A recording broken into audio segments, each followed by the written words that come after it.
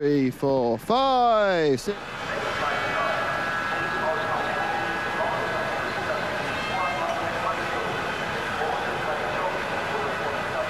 5, 6, 7, 8, 9, 10.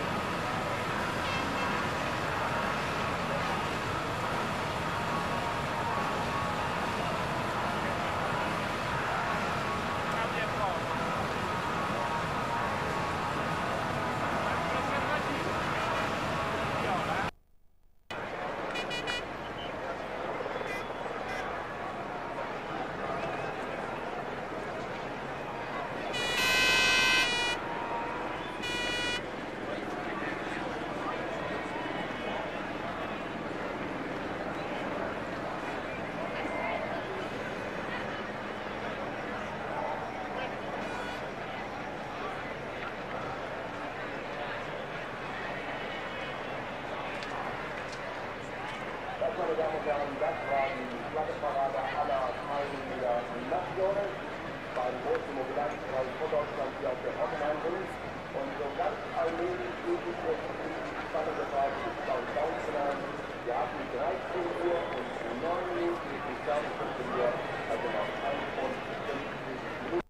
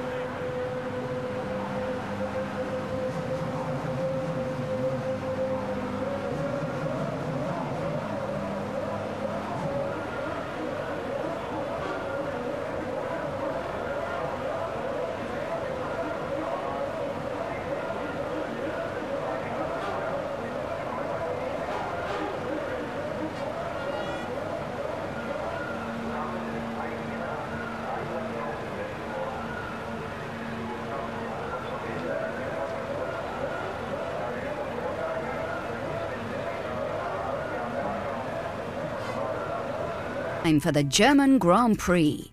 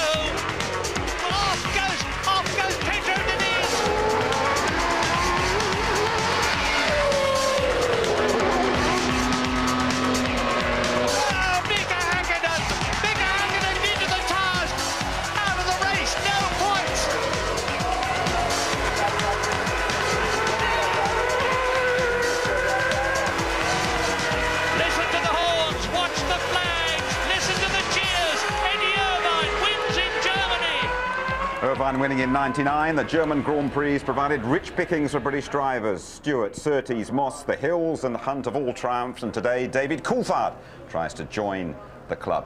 Well, welcome to Hockenheim. It has been dry all day. Those clouds have a habit of dumping a lot of heavy stuff very quickly indeed. 21 degrees the temperature, 26 degrees on the track, and showers are forecast. Good afternoon to you all. Well, one good thing about the totally unpredictable weather here was that it provided us with a very unusual and perhaps the most dramatic qualifying hour of the season. We saw a real cavalry charge at the start and a fantastic twist in the tail as well. Martin Brundle reporting. The weather in Germany has been no better than for the British Grand Prix. The crowds arrived well prepared, and good job they did too. Look at the rain coming down just a few minutes before qualifying would start. A traffic jam at the end of the pit lane, but the good boys that they are, they did not jump the red light, but they all needed to get out as soon as the green light came on. Away they go. They know they could have just one flying lap of the afternoon to get a grid position in. But they also needed a clear lap, and Frentzen in the yellow Jordan appears to blatantly jump the first chicane to get track position. He said it was to avoid the tyre smoking incident ahead of him. The stewards said otherwise, and they took away his fastest lap of the afternoon. Well, I didn't have any time advantage from that because it wasn't a timed lap, and I don't see where is the advantage of that anyway to take my quickest time away.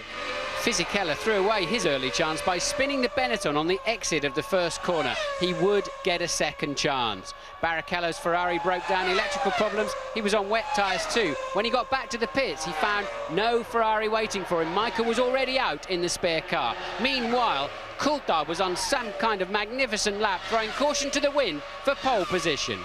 I can't really say it was getting out there early because we were in the train, but obviously just got a clear lap, and I'm very happy with this, even though it wasn't a proper, solid qualifying.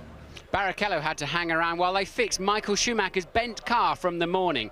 There's Barrichello's car still stranded out on the racetrack. He would get a second chance though, and so did Fisichella. Found a window of opportunity just as the track was drying slightly about 20 minutes in. A brilliant lap for second position at that time.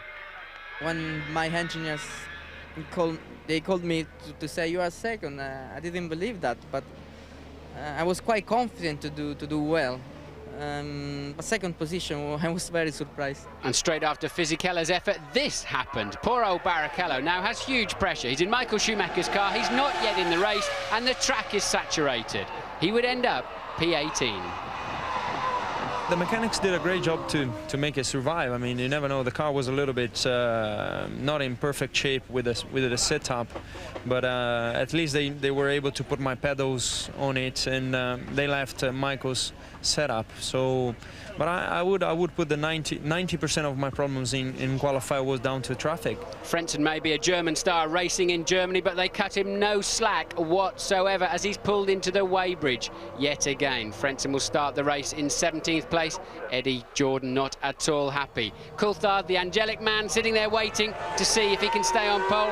Hakkinen's trying to snatch that away, but it's too wet in the last part of the lap, and he will stay in 4th place.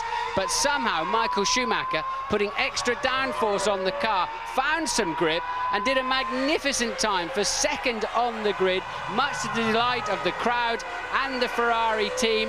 And he will start alongside championship rival David Coulthard on the front row for this afternoon's Grand Prix. I was lucky to get it right, but I wasn't honestly thinking I would do it. As I saw the first lap being a 47.8, I think I did, I thought, well, maybe I at least can jump the two in front of me, and so it was. How did he do that? The big question around the circuit here at Hockenheim yesterday. Delighted to welcome alongside Tony Jardine, Craig Pollock, team boss of British American Racing. Hi, Craig. Hi. Bit of a lottery, wasn't it, qualifying, and your two, perhaps the numbers didn't come up too well. Well, we're a little bit disappointed, but it is a lottery. It's the same thing for everybody out there. They get exactly the same weather, and it's a question of choosing the right time to go out and make sure you get the grid position. We just didn't quite do it yesterday. We're going to talk more about it a bit later on, but congratulations on a piece of business. You have secured the services of Jacques Villeneuve for the next 3 years. Yeah, that's good news. I didn't negotiate the contract. You didn't negotiate? I did not. No, our chief operating officer negotiated the contract because it would have been a little bit of a conflict of interest. I'm too close to Jacques. It took a long time to do. It took 4 months of negotiating, but I know everybody back at the factory who've been working so hard to improve our performance. They're very, very happy people now. Okay, Tony, let's talk about the qualifying hour, shall we? The big two at the front, Coulthard and Schumacher, and it could be lively down the back as well. Well, I mean, Schumacher would love it if it was wet, because he's got to try and take the shine off this McLaren performance. They've honed their aerodynamics, they've done the mapping on the Mercedes engine, and Ferrari are meant to be slightly behind. We'll find out. Ferrari's very good in race trim, but Schumacher's going to be quick here anyway. The home crowd, it's a race he desperately wants to win. He wasn't here last year, he was lying in Switzerland watching it from his bedroom, I think. But it should be a great race, and those two are very brave out at the front. Incredibly brave in those circumstances, because they didn't know how wet it was. David Coulthard also quickest in the morning warm-up, but Tony, just chat us through the grid, could you? Yeah, well, Coulthard to say it was a real Braveheart performance there, but the man alongside him who desperately wants to win has been practicing his start, says he doesn't take David Coulthard seriously, so there's a nice recipe from the front. Fisichella, great timing, tremendous timing, and best grid position for Benetton so far this year. Hakkinen, they said, too cautious. Della Rosa, his best ever. That guy's improving with every race. Truly did well. Wirtz said he had a clear lap for the first time, good balance, and both the Jaguars in the top 10 because they went out early with everybody. Villeneuve had to take the spare car, but he did very well. Honda have got this revised engine here. Verstappen, Zonta again up there. He's been improving last 3 races. Heidfeld went out at the same time as Verstappen. Ralf Schumacher lost on his settings apparently. Button was affected by Fisichella, spun in front of him. That's why he's back there.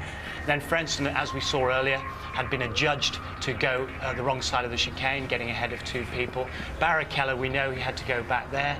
Deniz back there. Then Mazzacane and Genet in the 2 Minardis at the back of the grid. Thanks very much indeed, Tony. So then, Jacques Villeneuve, the 1997 world champion, will be staying at British American Racing for the next 3 years. The Formula One grapevine had been buzzing with stories that the Canadian was on his way. Not so. Louise Goodman reporting. After weeks of speculation, Jacques Villeneuve has turned down an offer from Benetton and re-signed for BAR in a deal rumoured to be worth $25 million a year. It wasn't easy because there were other good options. So it wasn't easy at all, mostly after 2 difficult years where promises of before the first contract didn't really come through. The team has been progressing a lot and the fruits are starting to happen now in the last few races, and it's still happening. Honda's putting a lot of effort. The team is putting a lot of effort into it as well. And I knew what I had here when I would have been going to promises. Now BAR have to keep their promises and deliver wins, or Villeneuve's free to leave. The team has to be performant. If the team is not performant, then I will walk away. Giancarlo Fisichello's seat at Benetton now looks to be safe. He's expected to re-sign with the team for a 4th consecutive season. And Williams refugee Jenson Button has been talking to Benetton boss Flavio Briatore about the 2nd seat. Jenson is good, he's very promising this season. I believe for the first seat done very good job. But you know, there's a lot of people around him, and I don't like this kind of situation, because what you have is only the prices go up, and sometimes the volume is not that, you know. Let's see. McLaren test driver Olivier Panis has also been linked to Benetton, although he's more likely to join Villeneuve at BAR. Johnny Herbert's off to America looking for a career in champ cars. Jenson Button's a possible replacement at Jaguar, but Scotsman Dario Fanchitti is favourite to get the drive. He tested the car at Silverstone last week. We're choosing not to say anything about what our driver plans are for next year, so I won't say anything more than I've already said. But on the matter of Dario, I think he did as much as could reasonably have been expected given the circumstances of the test. Heinz-Harald Frentzen had been talking to Jaguar, but he's opted to stay put and signed a new 2-year deal with Jordan Honda. OK then, Craig, quite a few people are surprised that Jacques Villeneuve has decided to stay with a sort of down-table team, if I can put it that way, and not move on. Good. How do you react to that?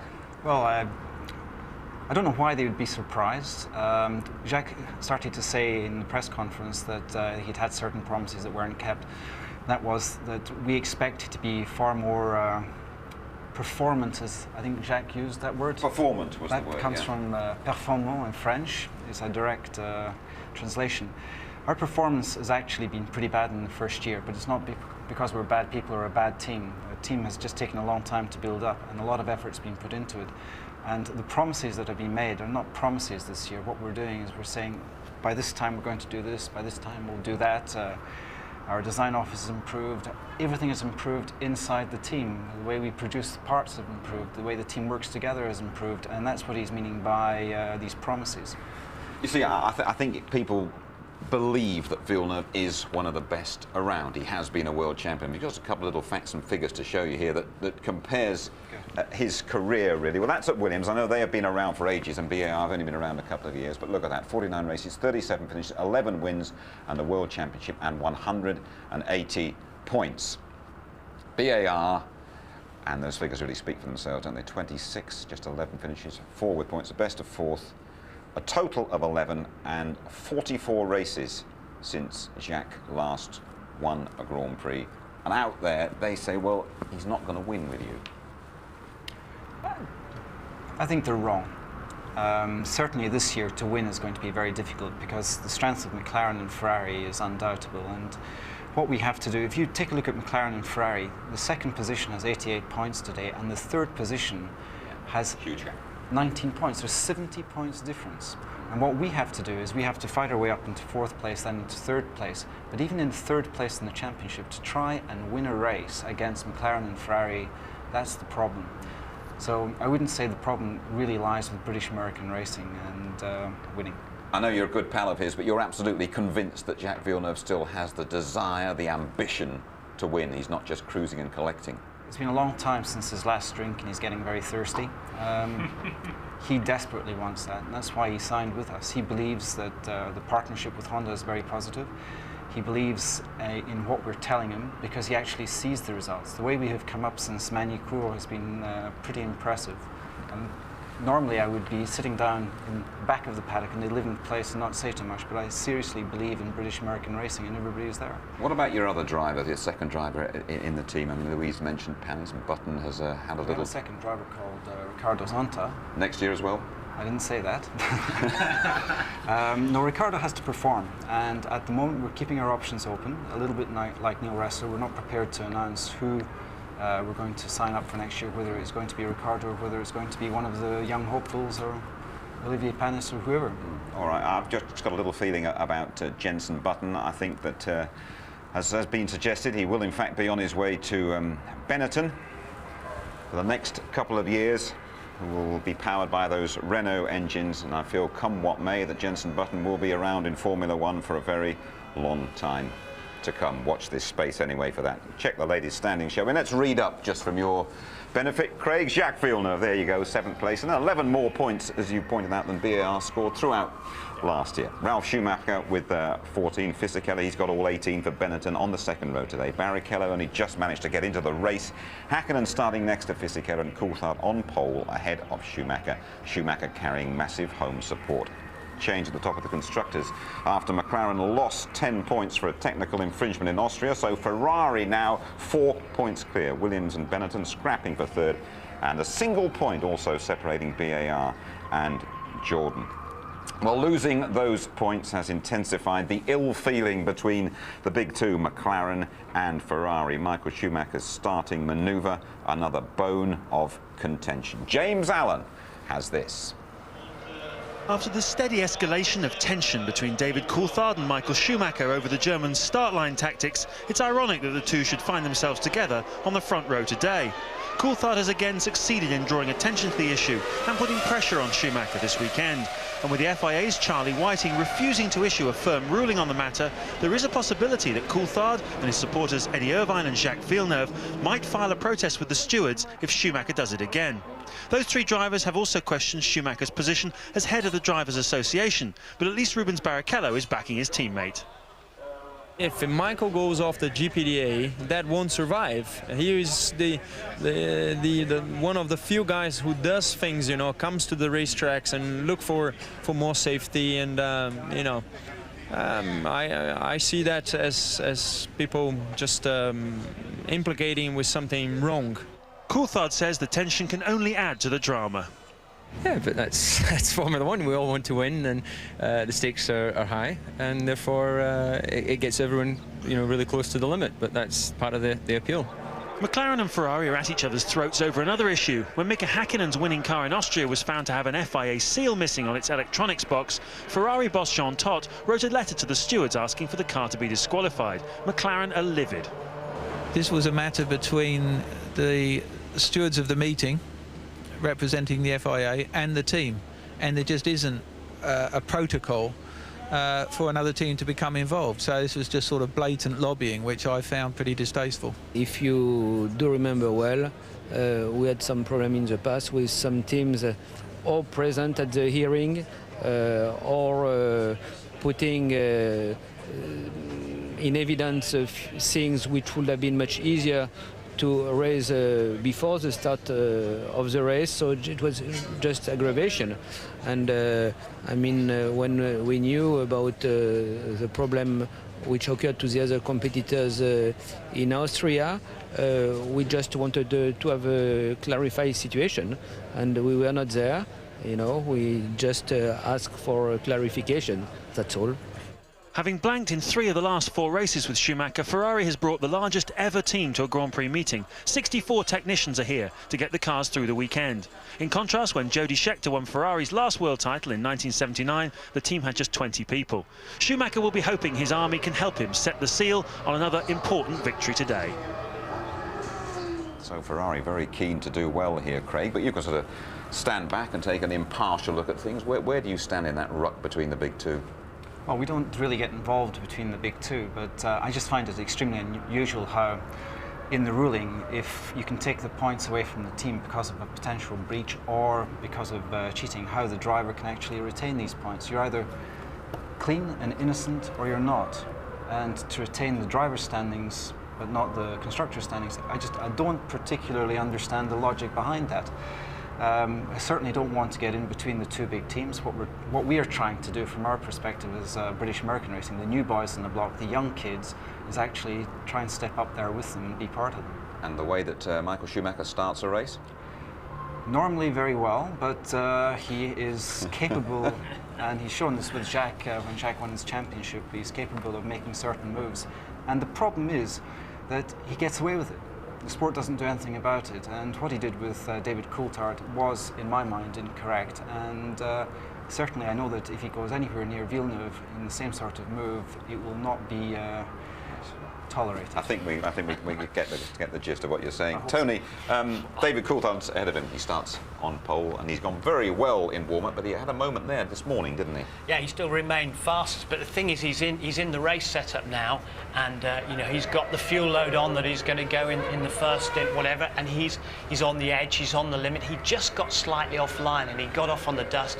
He went off in the same place that Michael Schumacher went off yesterday morning in practice session.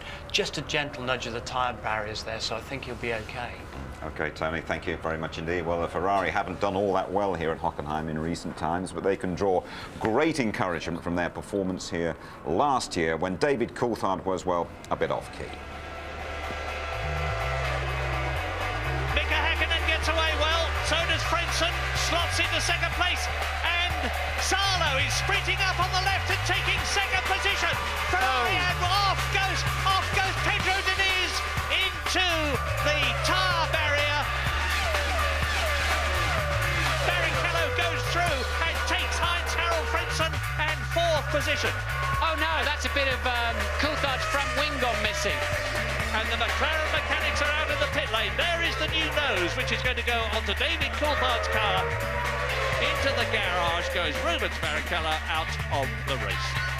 That's a novel way to overtake somebody, David. David deciding, I'm going to outbrake you somewhere, somehow. I'm coming through, get out of my way. There's a fuel rig problem here at McLaren. They're having to change over to Coulthard's fuel rig, look. Salo leads the German Grand Prix, pursued by Irvine and Frentzen.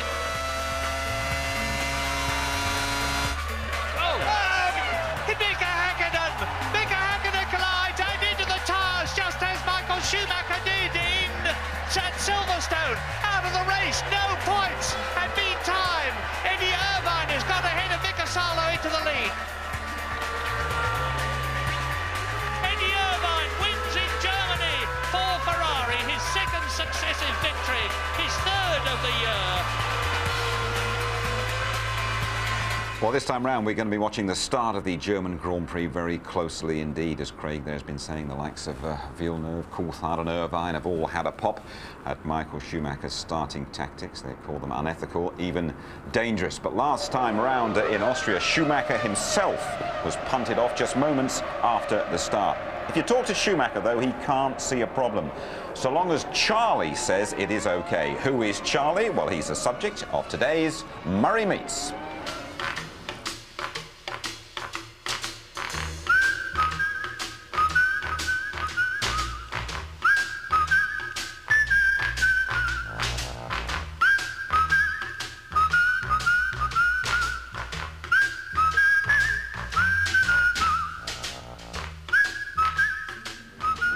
Formula One is an enormously complicated and technical sport where fractions of a millimetre count and where massively funded teams try to beat each other and the system. Now, the man who's responsible for making the system work is the FIA's race director, Charlie Whiting, and we're here in race control at Hockenheim. But Charlie, tell me, what do you do before the race at the actual racetrack? Before the race, Murray, well, I usually arrive on a Tuesday evening or Wednesday morning. First job is to inspect the track, make sure that the track is how we asked it to be from the previous year's report. We do an inspection probably on Wednesday morning, and I'd meet with the clerk of the course. He's the guy that looks after all the marshals, tells all the marshals what to do. Then we meet with him, discuss regulation changes, things like that, and general running procedures for the event. Then obviously I get involved with the scrutineering of all the cars. That usually takes place on a Thursday. Then we have what we call a sort of final systems check between 1 o'clock and 3 o'clock on a Thursday. We run safety car and medical car around at high speed. Do you go in it? I don't know. I sit here in race control. Right. Far too tricky for me, that one. Now we just sit here, we make sure everything's working properly, timing, cameras, television, the pit speeds, start lights, jump start systems. Now you've got this ultimate responsibility of getting 22 800 horsepower cars off the line to start the race. Tell me about that. first of all, when the cars come back at the end of the formation lap, you have to make sure they're all in the right position. We have electronic means of knowing that with jump start sensors in the ground, etc. Then I have to make sure they're all in position and then start the countdown. Is it computerised or is it Whiting? No, it's me. I press the button. You physically look at it, decide it's ready to go. The red lights come on by themselves, and then after a suitable time, we start it. And when the race is on, yes. you lie back and take it easy, do you?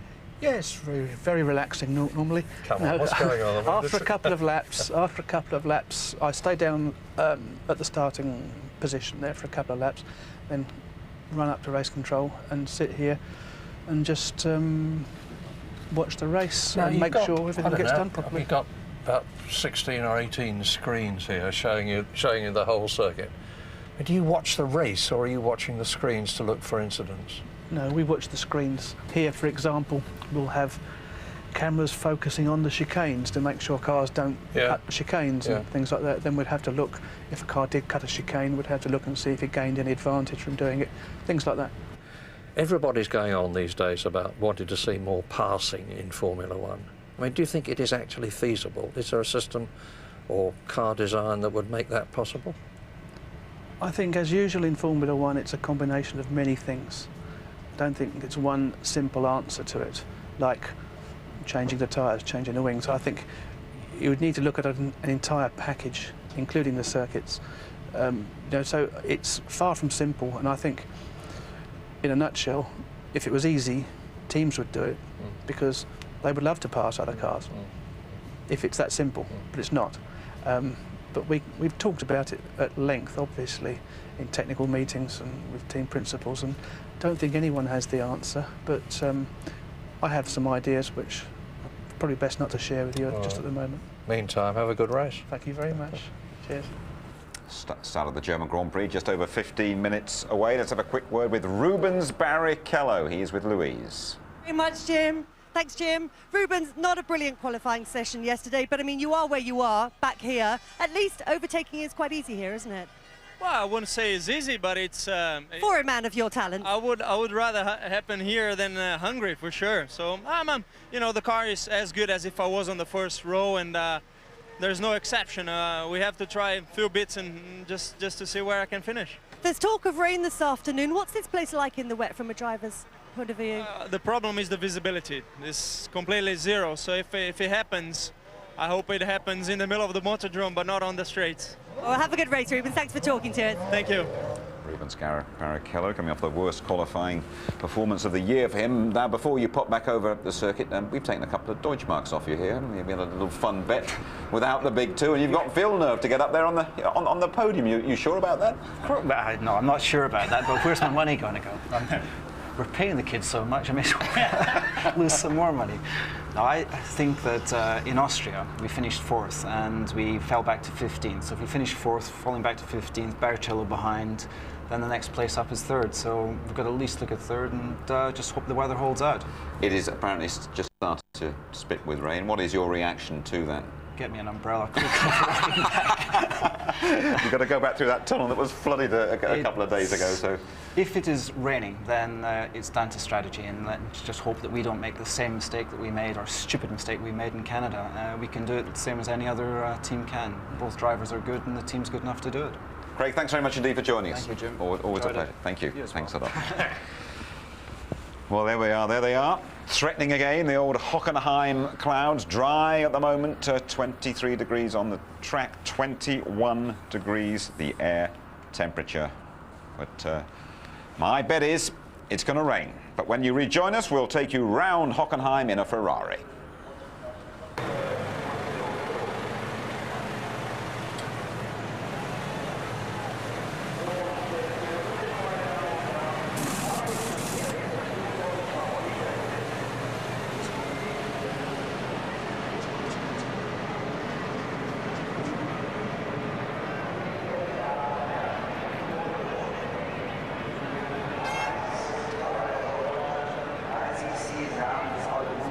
von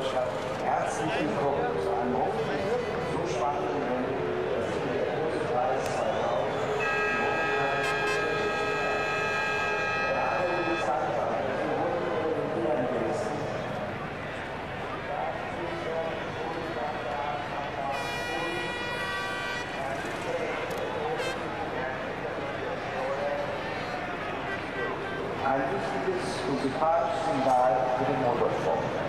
Ich danke allen Teams, Fahrern, Funktionären,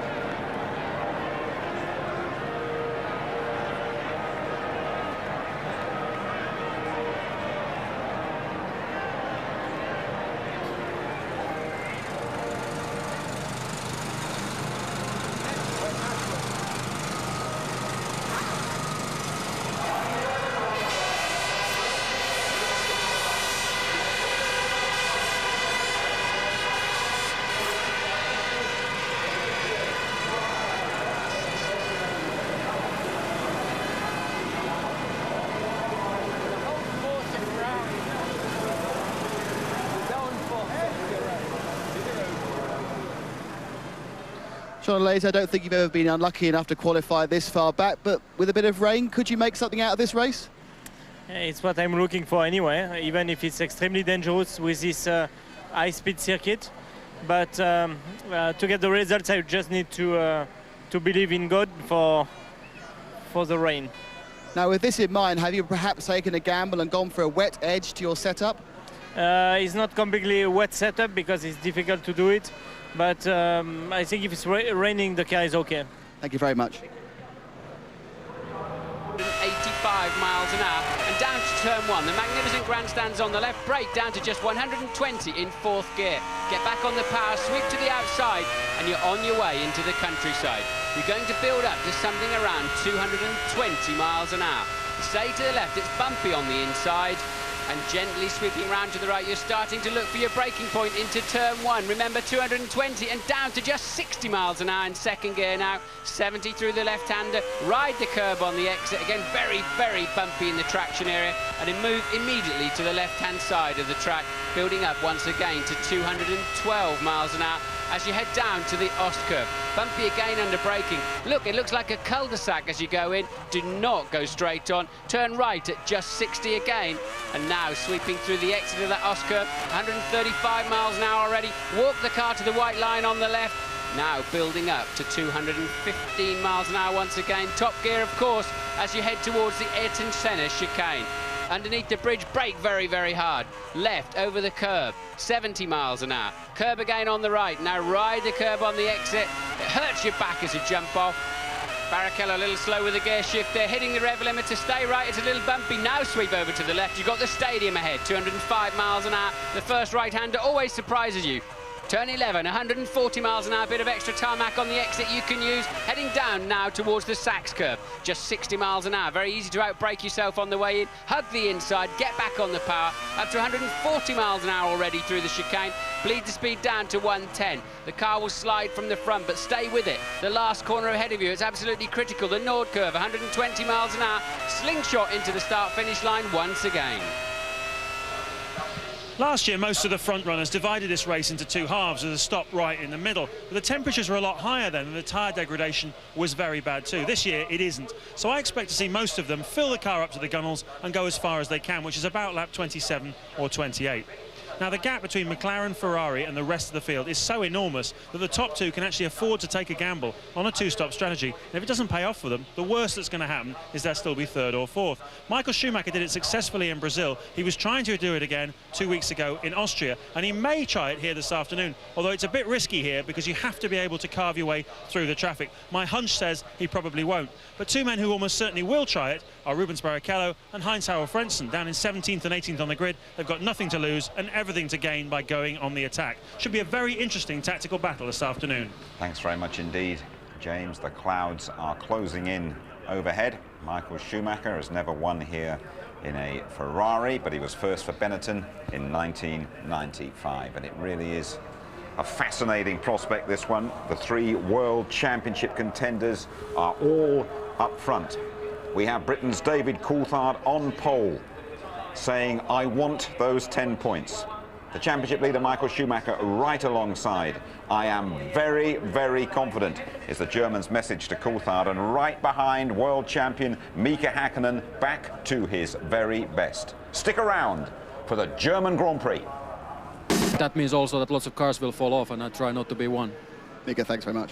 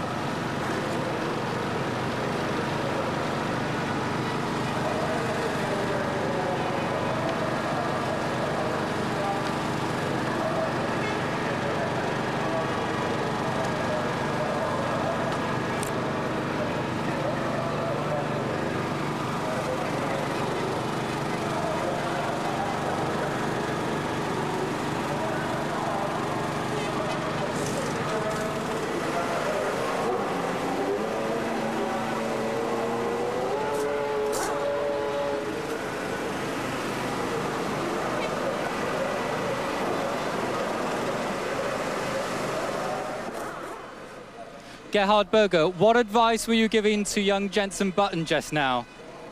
It's my secret and his secret. This is a circuit that you love very much and you won here with Benetton. So are you going to be sad if it starts raining? Will that be bad? No, I think where we are in the starting grid, the rain could be something helping our situation a bit. I mean, it's difficult here in the rain, but if it's dry, we're going to have very little chances to get into the points.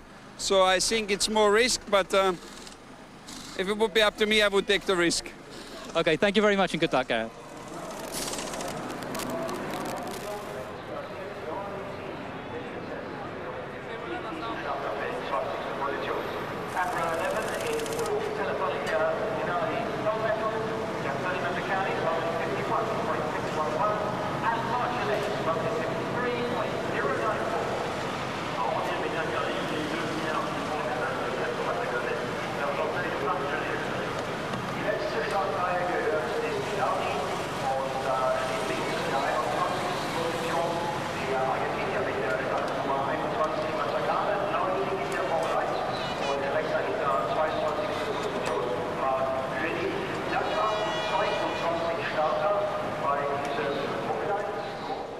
Pat Simmons, normally this is a fuel them up, stop them once and hope for the best. How is the rain going to affect that? Well, I don't think we're really expecting any heavy rain. In some ways it's a bit more tricky. It's just going to be showers. I think we've just got to see what happens, really. Do you think we'll have a repeat of Donington Park all those years ago with 7 stops each? I hope not. Thanks, Pat.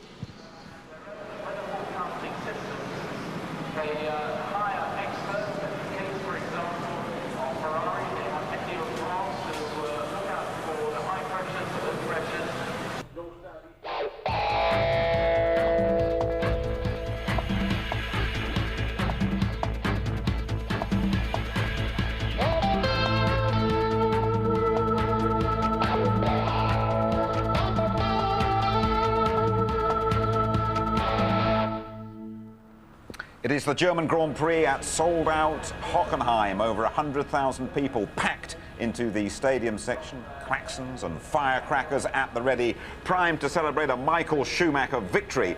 But the championship leader has to get past the pole sitter, Britain's David Coulthard. Let's join Martin Brundle and say a very good afternoon to Murray. Murray Walker.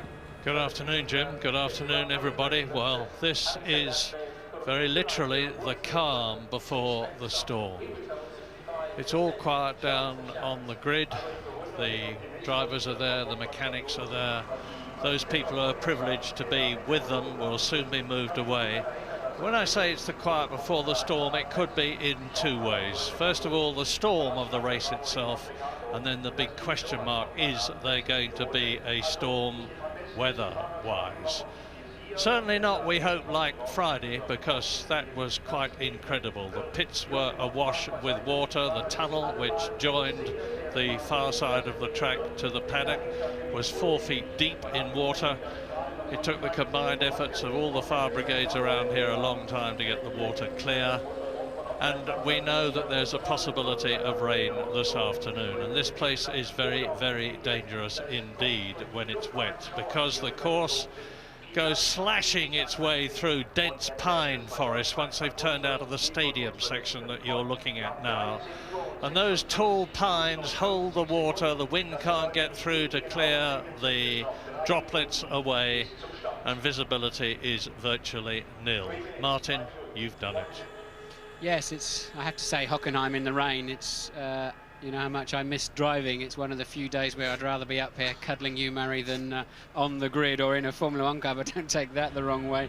And I've spoken to 3 teams down on the grid, and anywhere between 20 past the hour and 22 is when they're expecting it to rain.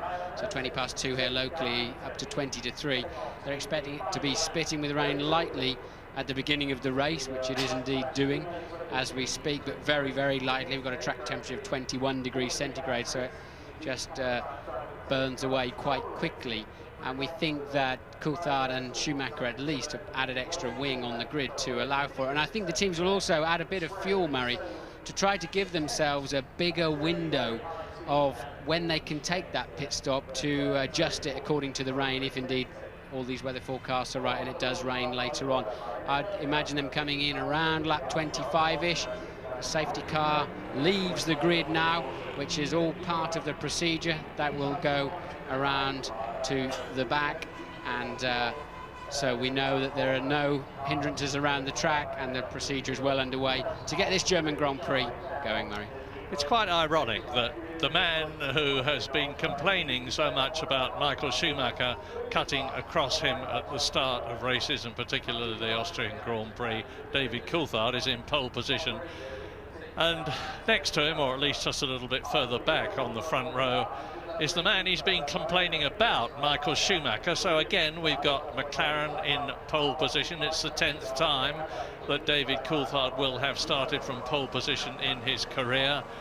And just there you see Michael Schumacher, who's got more pole positions of the current drivers than anyone else, 27 of them, and Mika Häkkinen, the man who is 3rd in the World Championship and who Michael Schumacher still insists on regarding as his chief rival for the World Championship, notwithstanding the fact that David Coulthard is 6 points behind him and Häkkinen there is 8 points behind him. Häkkinen in 4th position on the grid.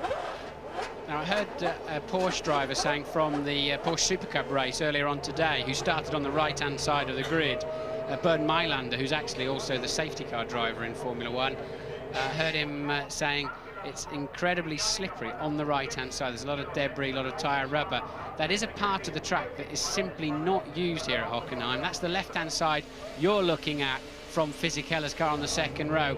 Michael Schumacher there is on the right-hand side of the grid, and he said there's so little grip over there, you just never come down there, because it's such a fast turn 1 here shortly afterwards. So all the running done down the left-hand side, but that won't necessarily stop Michael Schumacher from getting away well. Well, watch those lights. This is not the race start, of course. This is the formation lap. Yeah, we've got a stall. Car stalled on the grid there, right at the back. It looks like Jenson Button to me. It is indeed Jenson Button's Williams He's stalled on the grid, and as everybody has passed him, that means to say that he will have to join from the back. He may even have to start from the pit lane if they don't get the car going quickly. Yeah, sort of thing I'd have expected Jensen to do early on, but not this far into the season. But it may not have been his fault. Sometimes the clutch clearance is so tiny on these cars, and if it drags a little bit, you pop it into first gear and it just kills the engine. There's a tiny, tiny flywheel on these Formula One engines that rev to the best part of 18,000 RPM. And they're so easy to stall. But Button away, as you say, Murray, he can catch the field up very easily. That's no problem, as long as he knows the rule book that he must stay at the back. And I'm sure the Williams team will be reminding him of that. Yeah, now there's two things to watch in this race in particular. There's the race at the front, of course, Coulthard, Schumacher, Mika Häkkinen, and hopefully Fisichella up there in the Benetton. There he is. And I remind you that starting from 17th position is Heinz Harald Frentzen, who was on the front row of the grid in the Jordan last year and finished third in the race. And in 18th position is the Ferrari of Rubens Barrichello. And they're going to be scything their way through the field, probably on a very, very light fuel load. Yes, I think Fisichella there in third place on the grid could be a thorn into the side of Häkkinen. Häkkinen, who also starts from the right-hand side, the supposedly slippery side, really must leapfrog Fisichella early on. And Mika was talking to me just 45 minutes ago saying, what do you think's going to happen? You know, how do you think those guys are going to get away on the left-hand side of the grid? So I think it's quite a concern for Mika that if he gets tucked up behind the Benetton, then Coulthard and Michael Schumacher can scamper off into the distance. And the sun is well and truly out now. The track temperature has risen just a little bit, so that's a good sign. Let's hope it's a dry race. It makes so much difference to everybody, and particularly here at Hockenheim. Yes, it summed up the whole weekend when, with the umbrellas on the grid, one moment they were covering the drivers from spitting rain, and then it was beating down sunshine that the umbrellas were for. So we were with Fisichella there on car camera. Be nice if we could have a ride with Frentzen or Barrichello, particularly Barrichello, because he's got an on-car camera, and it'll be interesting to see him fighting his way through the field. So they line up now in the usual 11 rows, two cars. The left-hand side of the grid is the pole position, and there is the man in pole position for this 45-lap race, David Coulthard. The Ferrari pit, the garage, and they're all getting into line now. Yes, I noticed Coulthard hasn't pointed his car towards the Ferrari at all. He's expecting, I would imagine, to stay down the left-hand side of the track and not have to go over and cover his line against Michael Schumacher. It's crucial how they all get away. 3 lights, 4 lights, 5 lights, and in Germany, it is go! Schumacher. And Coulthard gets away. Schumacher tucked up behind him, and Häkkinen goes round, and straight into the barrier goes the Benetton, and there's a Ferrari down there as well. That must be Rubens Barrichello. That must be Rubens Barrichello, or it's Schumacher. It's Schumacher. Incredible. And Fisichella. They started third and second on the grid, and Michael Schumacher is out of the race before it's hardly begun, and the McLarens are already first and second, with the Frentzen and with the Jordan of Jarno Trulli up in third position. An incredible development, and Michael Schumacher is again going to score no World Championship points. And it's such a long lap here, the second longest lap of the year. They'll easily be able to clear those cars before the pack gets around for the first complete flying lap of the day. Those cars will be cleared out of the way. Disaster for Michael Schumacher. Yeah, but Rubens Barrichello is already slashing his way through the field, and Fisichella and Schumacher talk to each other as we look down on this 200-mile-an-hour plus straight. Rubens Barrichello, there he is. You just saw him coming towards us in the Ferrari. It's McLaren leading, McLaren in second place, the Jordan in third position, and the lead driver is Mika Häkkinen with David Coulthard tucked under his gearbox, and De La Rosa in the Arrows, who's been going so well, is in fourth position, and the two Jaguars of Eddie Irvine and Johnny Herbert are up there, both of them in the points, 5th and 6th at the moment. Yes, unless Herbert's past Villeneuve. Herbert's 7th according to the screens, but Hakkinen got a flying start. Michael got away well too, but seemed to stutter.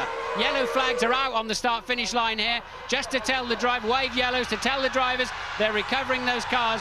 No sign of a safety car, no sign of a red flag, and Michael Schumacher is out of the race for sure. And Barrichello has already gained 8 places. He's up from 18th on the grid to 10th. 2 of those, there he is pulling out, you see, and passing Zonta in the BAR, coming up behind Jacques Villeneuve in the other BAR.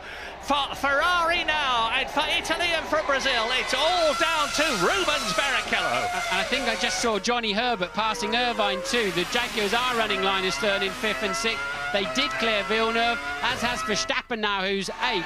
But yes, Johnny Herbert now, the leading Jaguar in 5th place. But look, you see, look at the arrows there surging through. And Jos Verstappen, who started well down through the field, is up into 7th position. These arrows are the revelation of this meeting, because Pedro de la Rosa start... Here he goes again. Verstappen really in the slipstream there of Irvine. He now has track position. Surely he'll outbrake Irvine. He's passed him already.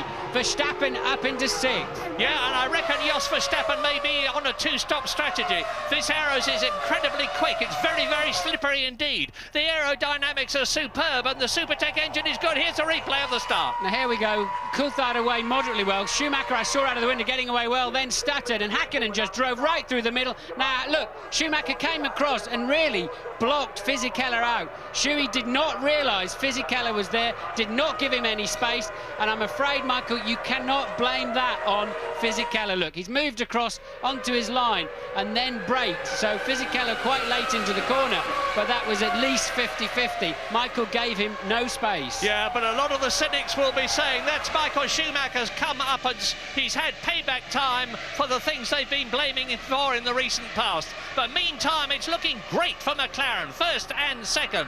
Trulli is 3rd, De La Rosa is 4th, and look at Barrichello. Barrichello out past Eddie Irvine, who is in 7th position, and there we're riding with Barrichello now as Irvine fights back. Well, that was astonishing. Irvine had more straight line speed, now turns in on Barrichello, which he was entitled to do.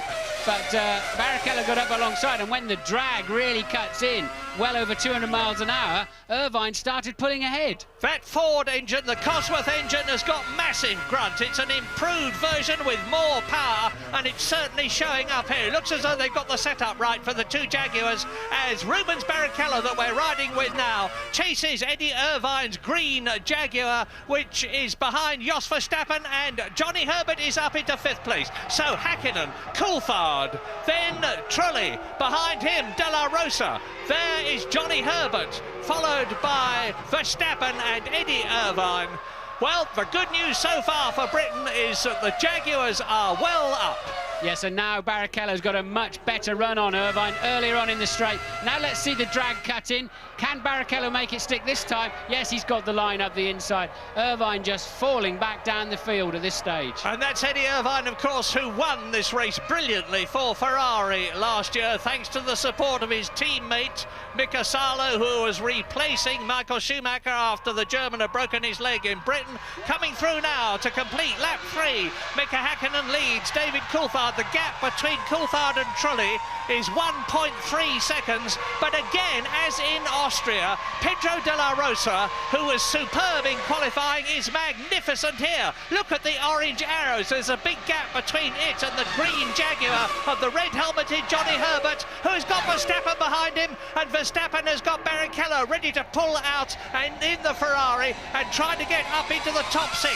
If in the red Ferrari, Barrichello can get past the orange arrows there of Jos Verstappen, the Dutchman, who was not in very good odour this morning because in the warm-up he drove into Jacques Villeneuve's BAR. Yeah, very silly accident on the outlap first thing this morning, and damaged both the arrows and Villeneuve's BAR quite extensively, and he had to go and apologise, that's for sure. And look, Verstappen again struggling to slow that arrows down.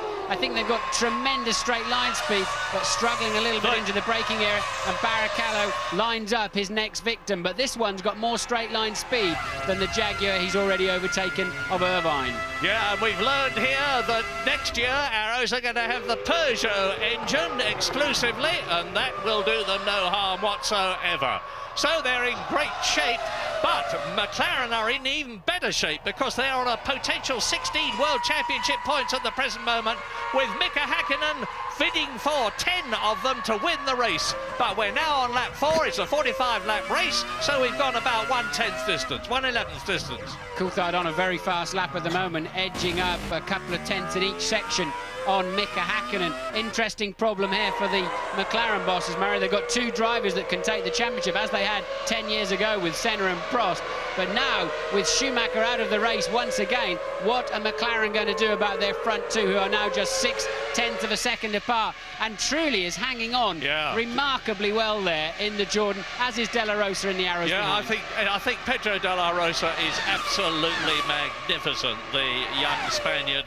Well, he's 29 years old, but this is only his 26th Grand Prix, and he's in a car which up to now has not been expected to be at the front of a Grand Prix as it is. Now watch Schumacher on the left of this replay. You see there, Häkkinen comes straight between him and Fisichella. Schumacher moves across, hits Fisichella. The Italian goes onto the gravel, into the tyre wall. We're with Fisichella now. And watch this, enjoy your first Formula 1 accident fully on board as we stay with this camera shot all the way. Here comes the barrier. Look, there's nothing you can do. You're jumping on the brakes, bang! And the tyres and conveyor belt come into the cockpit. Once again we sit. Now watch Häkkinen from 4th place hook it up and just drive beautifully through the middle as Coulthard defends his line, and Schumacher, watching Coulthard, moves across the track and unaware that Fisichella is there. I mean, he should have allowed for that. I really can't think Michael has too much to gripe about as the Ferrari team put their head in their hands. Yes. I don't think they can gripe too much about Fisichella there. That's Willy Weber with his head in his hands, the man who's guided the career of Michael Schumacher. He's the only team manager to have his own Learjet. Plenty of the drivers do, but Schumacher is so wealthy that even on 20% of his income, Weber can run a Learjet. Now look at this. This will be Barrichello, I assume, overtaking Verstappen, and he makes it stick into the second chicane. So Barrichello now is up to 6th place. From 18th, he's made 12 places on this, the 6th lap. James Allen? Murray, you saw the Ferrari mechanics there with their heads in their hands, completely contrasting reaction of McLaren. They feel that's payback time for what Schumacher did to Coulthard and Häkkinen at the start in France. They've had this terrible farrago between them, and Coulthard taught Schumacher a lesson in the toughest possible terms. They're absolutely ecstatic down here. Well, it's all down to Barrichello now, and look at him attacking the Jaguar in front of him.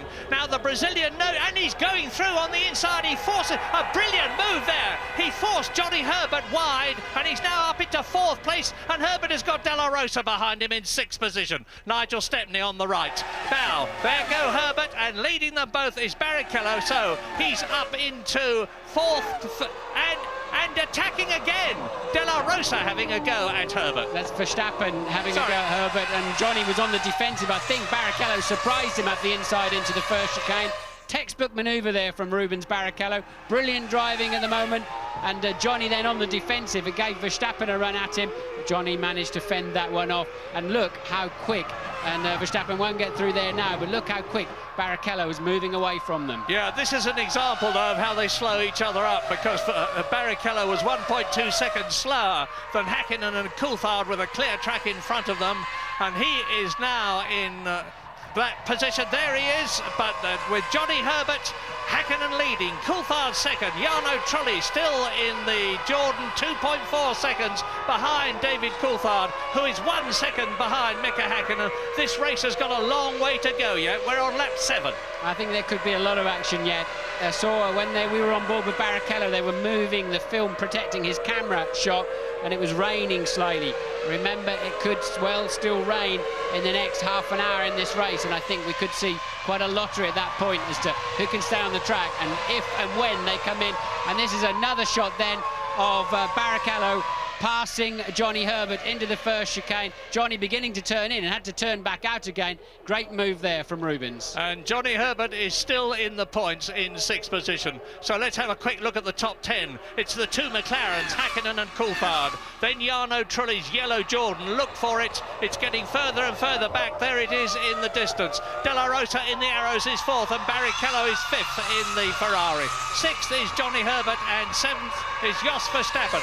Both the arrows Arrows in the top 7. Eddie Irvine 8th. Jacques Villeneuve is 9th, and his teammate Ricardo Zonta is 10th. Remember what Craig Pollock was saying about the BARs. They're both in the top 10. Yes, Barrichello, now he's got some clear air. It'll be interesting to see his lap times, Murray. Remember, he's really only just 11.2 seconds behind Häkkinen, who's leading the race. So Barrichello, if he's got a strong pace, can still come through and do some damage for Ferrari this afternoon. Yeah, he's closed the gap from 1.2 seconds a lap longer to 0.6 of a second longer. And look at the way he's stretching away now from the powerful Jaguar of Johnny Herbert. There is Jos Verstappen, the Dutchman, behind him. And Tom Walkinshaw will be really delighted at the way his team is going here at Hockenheim. Johnny sort of launches his Jaguar into the corners, very aggressive turn into almost all the corners around the racetrack. Quite strange, in fact, but it seems to be working for him up there in 6th place. Now they come out of the stadium. They're turning into the long straight now, which is the start and finish straight, into turn 1. And then the rest of the course is stadium into 4 legs, separated by chicanes, and in each of those legs they're on full throttle for at least 14 seconds. And there's the answer. Look, Barrichello fastest lap on a 45.3, and the gap now down to 11.1 seconds to Häkkinen. So Barrichello has a very fast Ferrari, but how much fuel does he have on board? Yeah, exactly. 4th in the World Championship at the moment, behind Mika Häkkinen, Coulthard and championship leader Michael Schumacher, but I don't think he's going to be leading at the end of this race as we go to a break.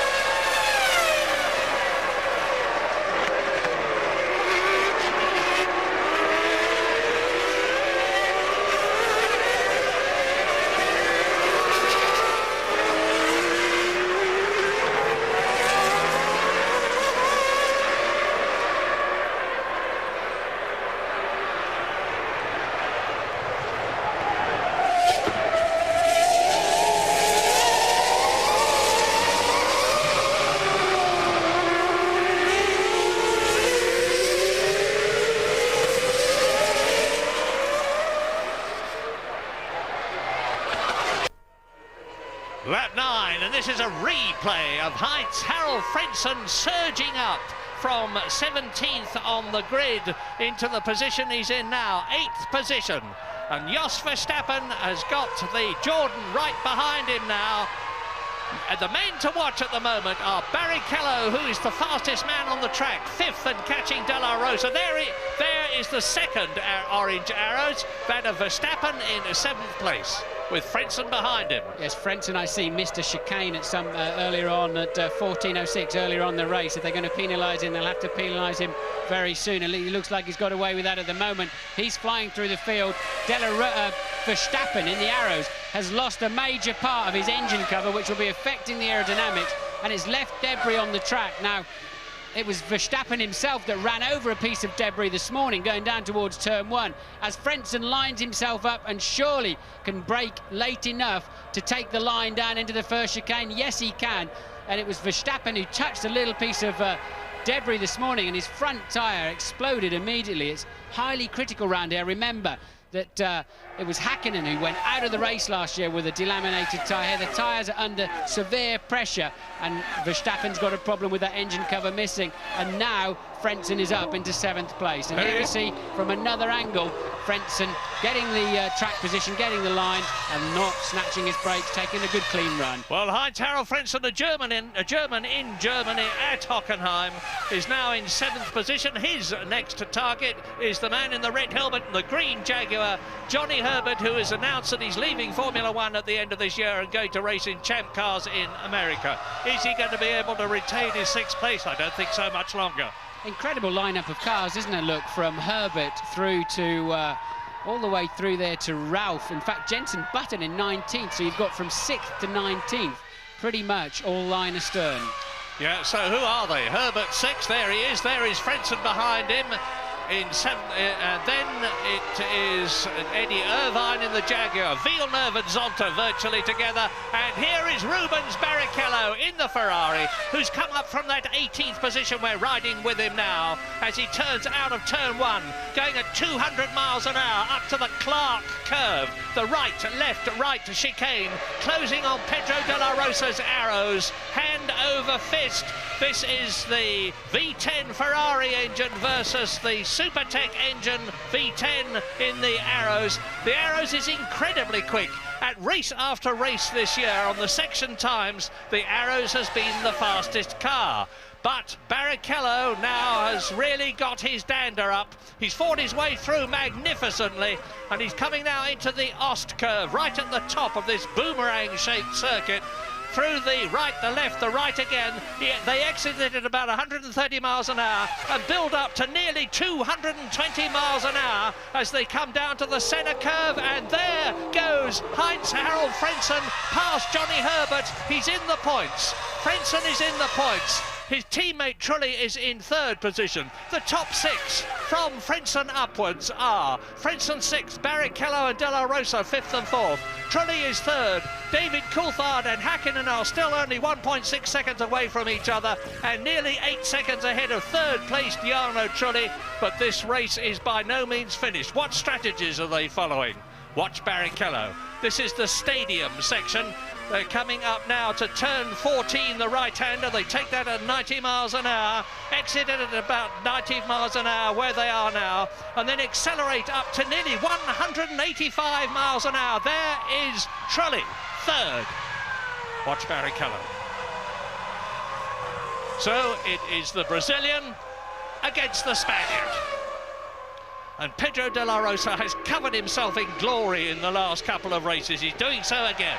Yes, and look, Barrichello's got a sniff of a slipstream, but we know just how fast that Arrows is in a straight line. But Barrichello, we know, is excellent on the brakes into turn 1, but he can't have a go from there. He'll simply slam into the side of the Arrows. But can he get some traction out now? And, well, that Arrows is really handling well, isn't it? It really hasn't got... Barrichello doesn't have much an advantage over it, but he has clearly got the best braking car on the racetrack at the moment. We'll see how good it is when he gets anywhere near the McLaren. There he goes. Look, he's showing it well there, isn't he? Easily through, and that is so bumpy. It doesn't show from anywhere from a camera angle, but it's so bumpy down there into 2. And it looks so easy, and I can't tell you just how hard it is at 210, 215 miles an hour to pick a braking point right alongside another driver trying to do exactly the same thing at the same time. You are watching a truly, truly great drive by Rubens Barrichello. I say again, he started 18th. He's now in 4th position, and the yellow car is that of Jarno Trulli as we rejoin on a replay. Rubens Barrichello diving up the inside of Pedro de la Rosa, making it look so easy. The Spaniard has to give him room, and Rubens Barrichello maintains his line perfectly. The Ferrari mechanics not looking over impressed, but they jolly well should be. And look at this battle behind them. It's the 2 Jaguars, and Eddie Irvine now is attacking Johnny Herbert as Zonta, Wurz, Diniz, and behind him the 2 Prosts of Alesi and Heidfeld. Nick Heidfeld, by the way, is in 14th position. Man on the move, Heinz-Harald Frentzen in 6th place, just done a 1:44.9 easily the fastest lap of the race. So it's Frentzen now with the clear air in front of him. Can he catch Pedro de la Rosa, and how quickly? So Frentzen and Barrichello started 17th and 18th. Now up to 4th and 6th and flying. Yeah, and he's lapping 2 seconds faster than De La Rosa.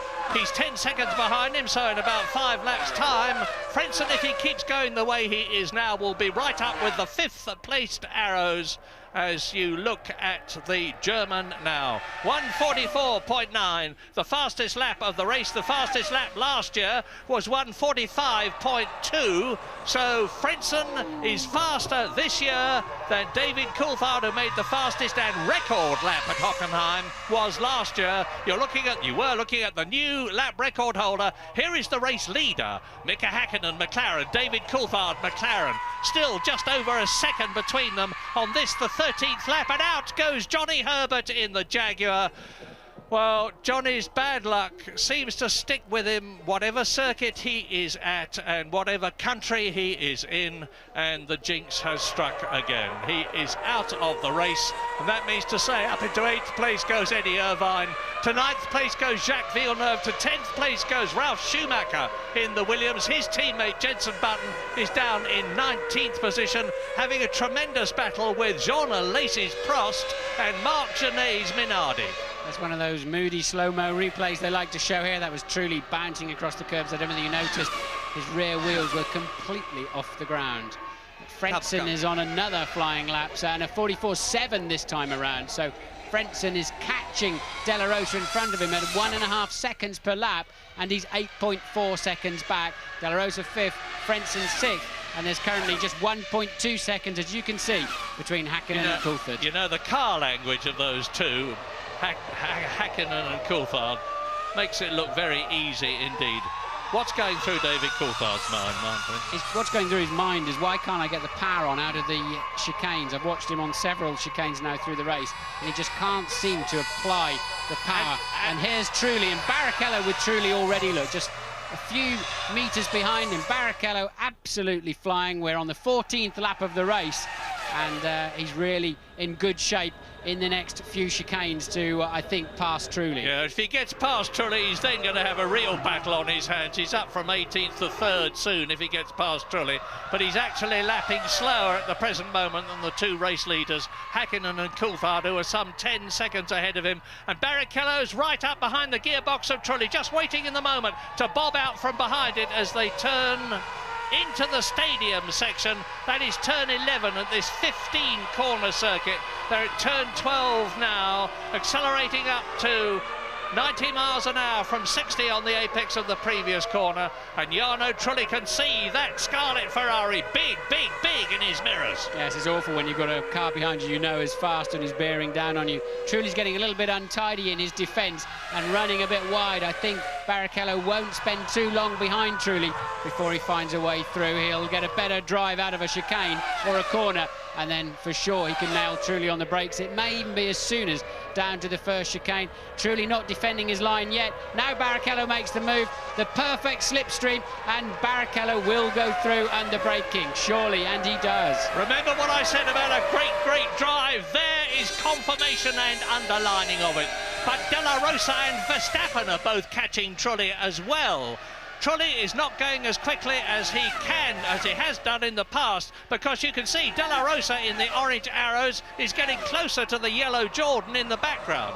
But now Barrichello up into a magnificent 3rd position. Just the two McLarens ahead of him, but they're 12 seconds ahead.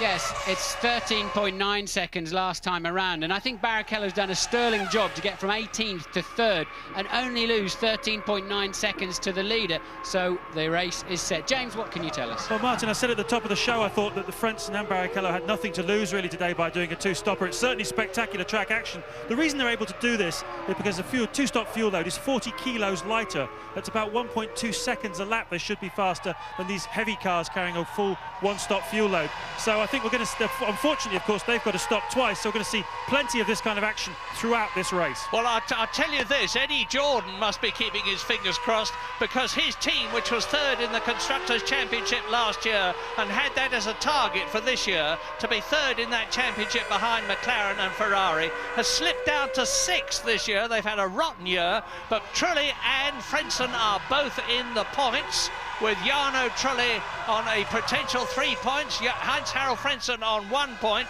and if they can keep this up, they're going to move up the championship, possibly even to 3rd position, ahead of Williams, as you see a replay of Barrichello moving ahead of the young Italian Jarno Trulli, who's got so much potential and is realising it at Jordan. Lap 16, Häkkinen and Coulthard still separated by just over a second. 14 seconds ahead of Rubens Barrichello, who is 2 seconds now ahead of Jarno Trulli, who is 1.4 seconds ahead of De La Rosa and 4 seconds ahead of Frentzen. And Frentzen and De La Rosa are catching Jarno Trulli. Here are the leaders. Coulthard slipped back slightly now, 1.5 seconds the gap, and you can see it there for yourself. Häkkinen's car working beautifully, not having to fight it at all. Whether Coulthard's regretting putting a little bit more wing on the start line, we'll have to wait and see. If it does rain before 22, as they predicted, then he could be very grateful of it in a few laps' time. Right now, it's sunny as anything, but looking over to the left, there's a pretty big black cloud, Murray. Whether it finds its way over to us or not, we'll have to wait and see. Well, a lot of very unhappy Germans here with Michael Schumacher out of the race right at the very beginning, but a lot of other very happy Germans, because it's a Mercedes-Benz engine that is powering the McLaren of Mika Häkkinen and David Coulthard, all the top brass from Mercedes-Benz, and a lot of people from the factory, and of course thousands of spectators are rooting for them. Yes, hearing from the people sitting in our studio, apparently there are people leaving the circuit already. Some Schumacher fans leaving the racetrack. Well, you can hear the rockets in the background. They're usually far to signify some sort of celebration here at Hockenheim. I don't know what they're celebrating at the moment from their point of view, except, of course, the way Mercedes are going. And now Barrichello has really pulled the bung out. He's just made the fastest lap of the race, 1 minute 44.6, which is 0.6 of a second faster than the previous lap record. And he's carving the gap down between himself and Häkkinen and Coulthard as we join him here in the Ferrari. Now he's doing very nearly over 200 miles an hour at this point, as he rips a visor off rips a tear off from the visor of his helmet, turns into the chicane, right, left, right. Now look back, there is Barrichello. That is the visual gap between the flying Ferrari and the two McLaren Mercedes up ahead. And Rubens Barrichello, with 3 second places behind him already this year, is that much ahead of Trulli, who is that much ahead of De La Rosa, who has got Frentzen right behind him. Ferrari mechanics coming out into the pit lane, so the Barrichello is extremely light. So Ferrari mechanics out, and Barrichello, it must be for Barrichello. Of course, Schumacher is buried in the wall. They've cleared his car away from turn 1, and Barrichello will be in at the end of this lap. So his pace, his very strong pace, really wasn't strong enough considering he's coming in at lap 17. I would have thought the McLarens will go at least another 7 to 10 laps yet. So that's how much more fuel they're carrying, enough for a quarter of the distance of this race. Now you see it for yourself. So Barrichello having to give up that 3rd place. They ran him light. I suspect they might be doing the same with Frentzen to enable him to get through the traffic earlier on and then resume his race. Wherever he comes out, he's like the people around him, he's got to stop one more time. Yeah, and of course that has let Jarno Trulli through in the Jordan, and Barrichello has got it all to do again. We'll wait for confirmation when we see them on the circuit, but Rubens Barrichello now, having stopped on lap 18, as you look at Eddie Irvine, and now the arrows and the race order at the present moment on lap 18 out of 45 with a long way to go. Mika Häkkinen and David Coulthard first and second, separated by 2 seconds, so Coulthard is dropping back. Jarno Trulli goes up into 3rd position, and it's time for us to go to a break.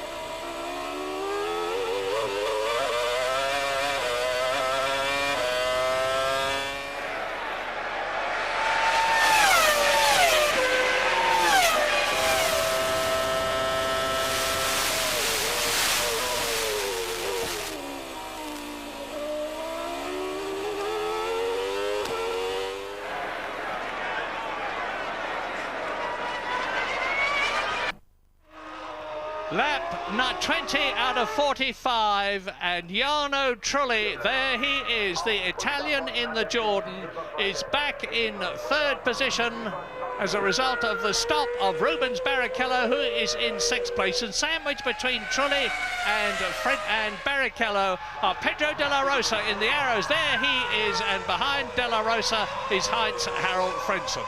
Yes, and while you're away, Frentzen made his expected pit stop because of his lower fuel load at the beginning of the race. Remember, he started 17th, came through the field, had to pit at the end of lap 19, came out of the pits and just managed to stay ahead of Verstappen. So Frentzen rejoins in 6th after a stop, and Barrichello rejoins in 5th after his stop. So now everybody is on a level playing field. They've all got to stop one more time this afternoon. Well, coming up for half distance, this is a magnificent tour de force demonstration by the two McLarens. They finished first and second in France with Coulthard ahead of Häkkinen. They finished first and second in Austria with Häkkinen in front of Coulthard. That was their fourth first and second of the season in 10 races. It looks as though this is going to be their 5th in 11 races. If it is, it will give them 16 World Championship points and certainly give them their revenge over Ferrari for having lost 10 World Championship points in the Constructors' contest as a result of the problem they had with the label that you saw Martin talking about earlier on in Austria.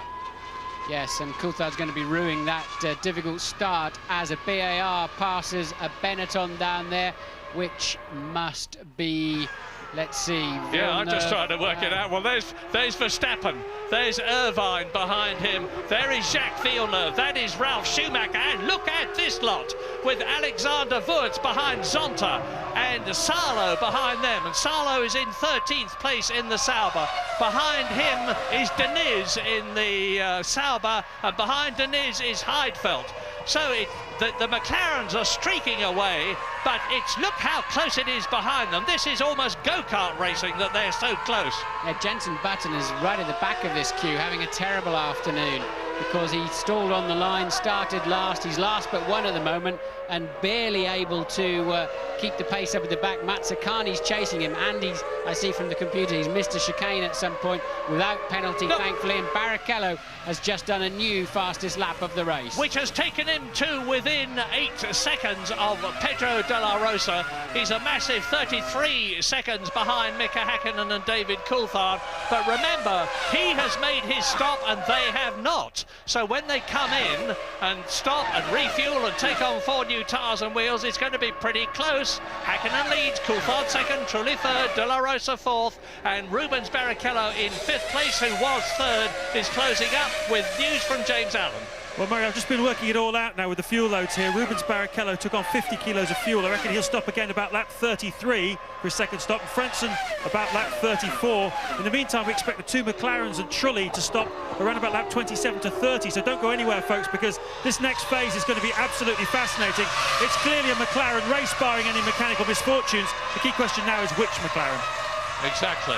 Is it going to be David Coulthard, who is ahead of Mika Häkkinen, who is the double world champion from 1999 and 98? There are no team orders in the McLaren team because the team's attitude is let the best man win until one of them is so far ahead of the other that the other cannot possibly regain a position, and then the chap who is leading is favoured. But that's a long way off yet as we look at Zonta in 11th place. Wurz behind him in the blue Benetton. And behind Benetton, behind Wurz, is Mika Salo in the stadium. Sure, I just saw a big flash of lightning over those trees to the left there out of the commentary box, Murray. I'm sure I saw. We've had a lot of lightning through the last 3 days, but some black storm clouds out there. Whether they come this way or not, as you can see, the sun is still shining as the Sauber mechanics are preparing. Ralf Schumacher's in the pits too, in at the end of lap 21. From 10th place. Not a great afternoon for the Williams BMW team. No, it's the BMW engine's first Grand Prix appearance at Hockenheim for a very, very long time. The last time they were there was with the Brabham of Nelson Piquet in the turbo days, and they're getting back into Grand Prix racing, and this is one of the circuits which is toughest of all on engines. They're on full throttle for over 60 seconds in the lap. Those mechanics are brave in the pit lane, no doubt about it. A car coming towards them at 120 kilometres per hour, 67 miles an hour. Imagine just sitting down there with an air gun in your hand and something's coming towards you the best part of 70 miles an hour.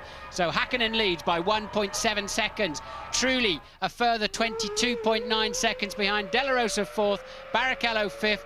Frentzen rounds out the top six, currently 47 seconds behind the leader as Villeneuve defends his position there against Eddie Irvine. He's passed him somewhere in this lap. We're going to take a short break.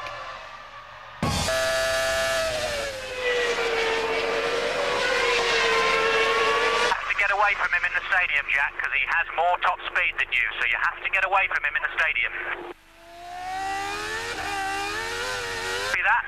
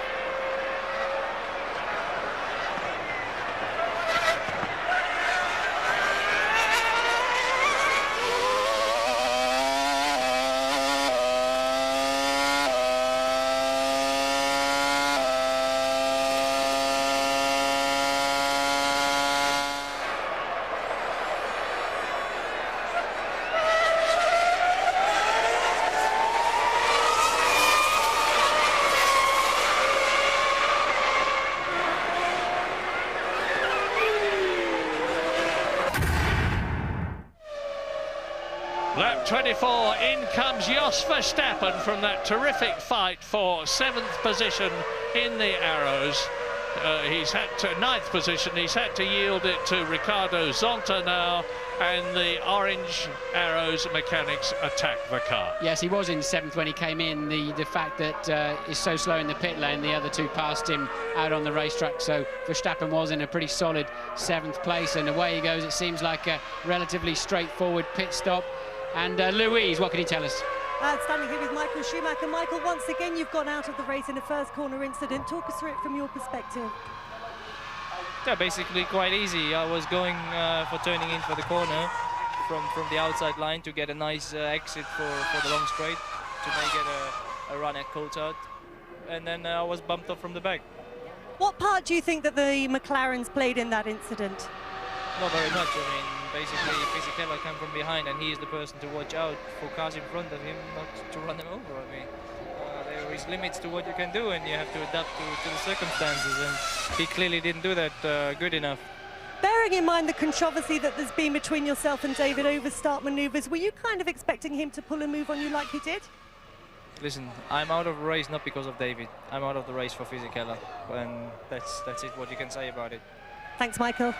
Yeah, I've got to disagree slightly with Michael. I understand what he's saying, but he took the line. He really closed Fisichella out. He went into Fisichella's face, and Fisichella was unable to slow down. It was no better than 50-50 in my view, Murray. I don't know where you're at on that one.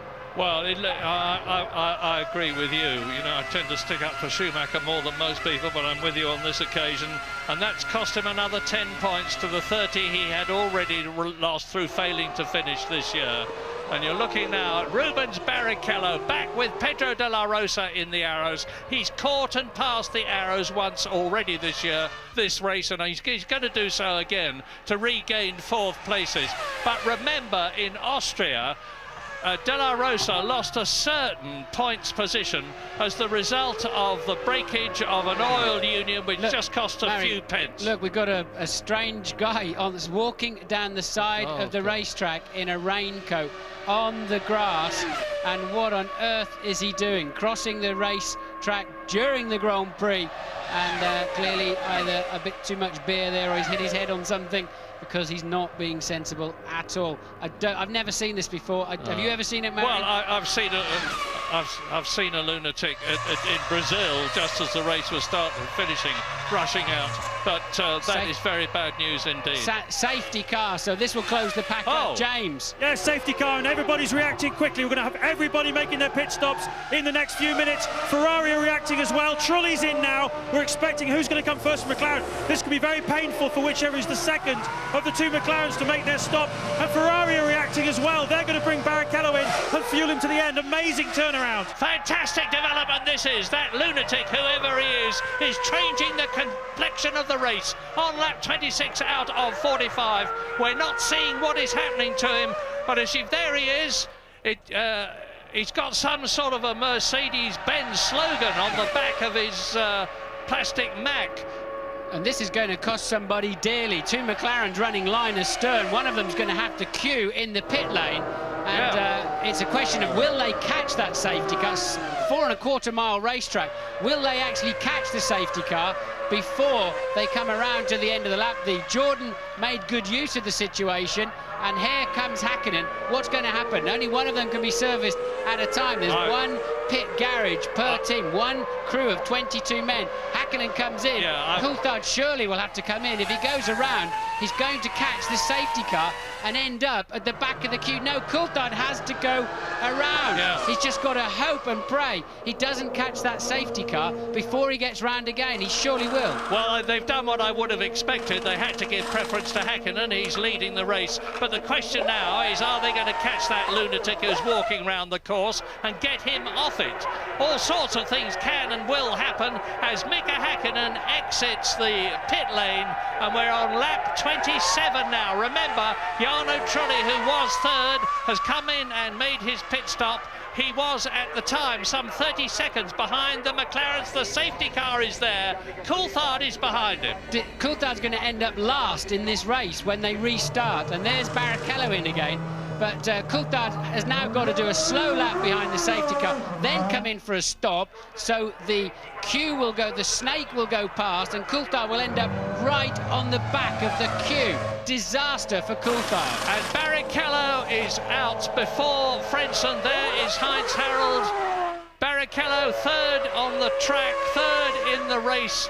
Exits the pit lane before Heinz Harald Frentzen. Yeah, they've made a desperate mistake by not allowing Coulthard to queue up and just simply wait to be serviced. Now he's got to come in for his stop and let... And James, what can you say? Well, I was just about to say, Martin, why didn't he come in and queue up? And I really think that's what Ron Dennis told the mechanics he was going to do. I saw him come shooting off the pit wall and telling the tyre guys, get DC's tyres ready as well, because he's coming in as well. And then he went just on straight past. Maybe it was a communication error, maybe there was a little bit of everybody talking at the same time because there was such chaos down here. But Coulthard has certainly paid a heavy price. I said the guy from McLaren who came in second was going to lose out, but I really didn't expect it to be this much. And where is Mr. Halfwit now walking around the track? We don't see him, but this is yet another indication of something that I keep on saying, that Formula One and motor racing are not just about the best driver, they're about the best driver allied to the best car, allied to the best team and the best backup. And here comes the safety car towards us with David Coulthard, who's potentially last in the race, and there you can see another additional car, and whoever it is going to be put into that car. He's made his point, whatever it is, and I hope he feels happy about it.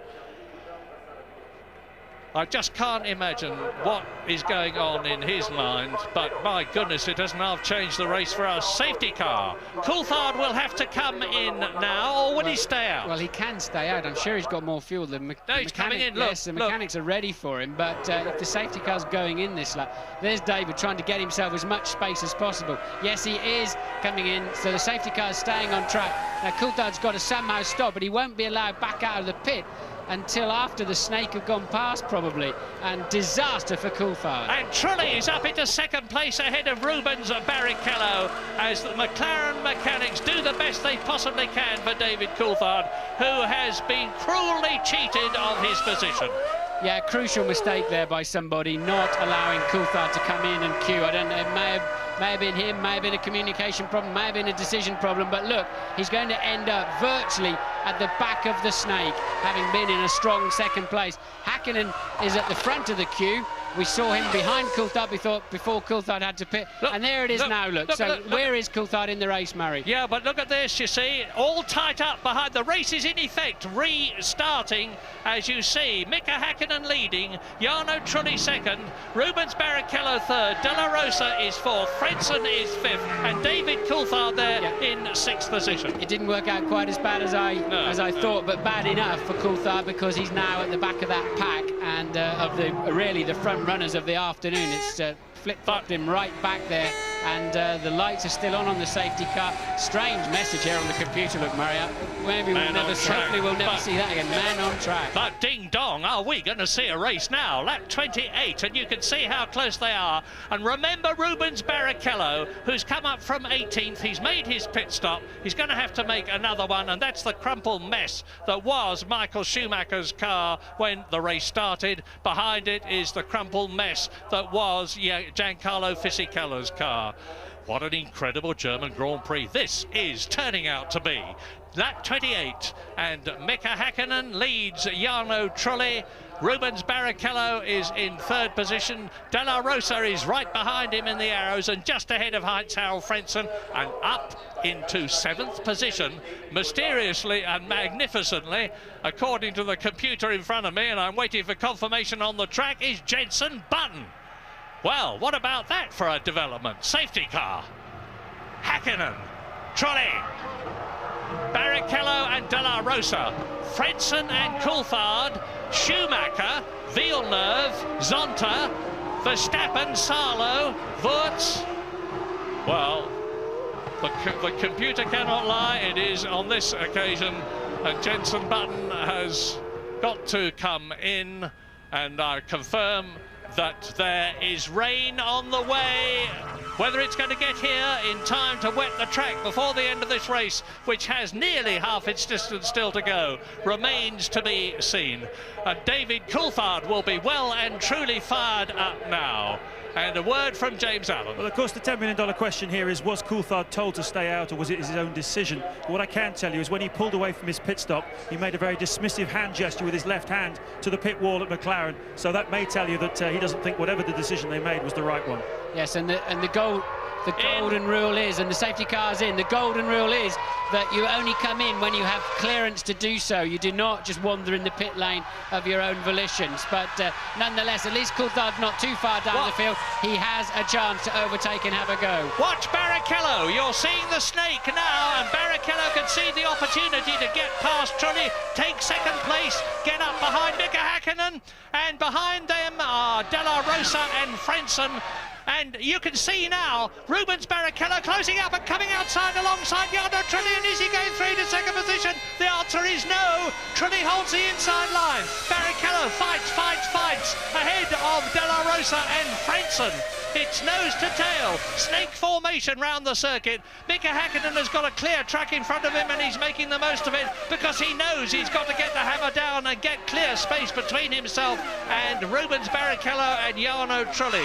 And Jarno Trulli is undoubtedly holding up Barrichello and De La Rosa and Frentzen as the rest switch back their way through the chicanes down into the 200-mile-an-hour straight on lap 29 out of 45. And Mika Hakkinen eases away a bit. Zonta getting very close there to his teammate Villeneuve, locking up a wheel, but everybody snatching. And is that Coulthard getting ready to have a go at his first victim? Yes, it is. He's up behind Frentzen, but not close enough to have a go into the stadium. The two BARs are still at it, hammer and tongs. but Hakkinen waltzing away up at the front. Yeah, and of course David Coulthard is not amongst a lot of rabbits. He's amongst some very, very quick, very talented, extremely experienced Formula One drivers in mighty quick motor cars on a circuit where there are passing places, but not all that many. As Hakkinen goes through now, Trulli, Barrichello, De La Rosa, Fredson, David Coulthard in 6th position, still in the points. Both the McLarens are in the points, but not as commandingly as they were before that man came out on the track. And hopefully he's on his way to clink now, some recompense. And down to the 200-mile-an-hour straight, into the chicane again, and just look at the way Mika Hakkinen is getting the hammer down and stretching away. He's now nearly 3 seconds ahead of Jarno Trulli. And we've got a, is that Jenson Button? No, it's Ralf Schumacher. Schumacher is spun. Verstappen had to go right around the outside. Obviously, Ralf keeping the engine running up and away, but he will now be effectively last. And I saw De La Rosa. Look at this, there's Schumacher, Wurz going through. This is absolutely fantastic. Formula One, wheel to wheel, nose to tail racing. So, Trulli, Barrichello can't get past the Jordan yet. De La Rosa is right past the Ferrari. There goes Jacques Villeneuve, then there's a gap. This is Ralf Schumacher, followed by Alexander Wurz. And Jarno Trulli, big accident. And there's and the cars whizzed through the frame and us didn't spot which ones they were. 2 wheels off, that's a nasty one. That could be another pace car, could be another safety car situation with so much debris. Safety car is standing by, I see, but that was Pedro Diniz. But it's a Prost that's in the wall. I don't know which one. Well, Pedro Diniz was with a Lacey. Yeah, so Lacey in the wall. He's out of the car, look, so he's okay. Diniz, I think, should be okay, probably just talking on the radio. Hopefully. And safety car has picked up Hakkinen. And Hakkinen will be caught by Jarno Trulli. He has been. Jarno Trulli will be caught by Rubens Barrichello. He has been. Rubens Barrichello will be caught by De La Rosa. He has been. And behind them, Fredson and Coulthard and Jacques Villeneuve in the BAR is now in 7th position ahead of his teammate Ricardo Zonta, with Alex Wurz in 9th position and Mika Salo in 10th place. And let's have a look. This is a replay. Yes, let's see. I think, look, Diniz cuts in, look, and just drives into the side of a Lacey. That's why Lacey was upset. They were side by side. Diniz went to take line with a Lacey completely in the way. And there it is again. Surely Pedro knew he was there. Well, Louise Goodman was talking to a Lacey earlier today, and she said, do you want rain in this race? He said, I want thunderbolts and satellites, anything to help me. That's his 8th retirement from 11 races in the Prost team, which he had hoped to do well in. His head is very well forward there. Yeah, that's a big crash, a very big crash. It's well over 200 miles an hour, and I don't think they'd quite made it to the braking zone as Diniz pulled over to take his line and just popped Lacey's car up in the air, which suggests they were little more than side by side. I think Diniz was slightly ahead, but they were still fundamentally side by side, and a Lacey just smashing into the barriers, and we know he's okay, we know he's walked away, but so no injuries to the drivers, but a big and expensive accident. So that's Diniz out of the race, Lacey out of the race, Herbert, Schumacher and Fisichella as the marshals pick up the debris. We're on lap 31 out of 45. Safety car is out for the 2nd time. Yes, the tyre tether's still not managing to keep those wheels on board the cars, but that was a violent accident. They take about 5 tons of energy. Next year they're going to have 2 of those tethers on in an attempt to keep these tyres on. And this will be a replay, I think. Yes, I think it was that was Ralf, we know from earlier on. He was hit from behind by what I would assume to be Zonta. Verstappen just had to go around. He wasn't part of the accident. He had to go around and avoid it. It was a BAR that ran into the back of Ralf. Yeah, and Ralf is back on the track now. You've seen him dashing around, but he's trying to catch up with the end of the snake behind at the safety car. He's been into the pits for the 2nd time, presumably for a replacement nose, as we look across the stadium at the safety car. Safety car's in this lap, in at the end of this lap, so 2 more corners for the safety car. Hakkinen will hold them back and then try and give himself a run through the last corner as they clear away the wreckage of that Prost. And Hakkinen is going for it already. Look, he's already built a gap. He caught Trulli sleeping there a bit. Yeah, Hakkinen, who had such a terrible German Grand Prix last year, when first of all his fuel filler stuck, and then secondly he had a delaminated tyre.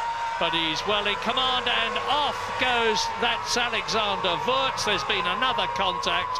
Wurz from down in the midfield goes off in the Benetton, and that's the second Benetton, of course. Looks to me as though he stalled the engine. He has, he puts his visor up, and he's on the track.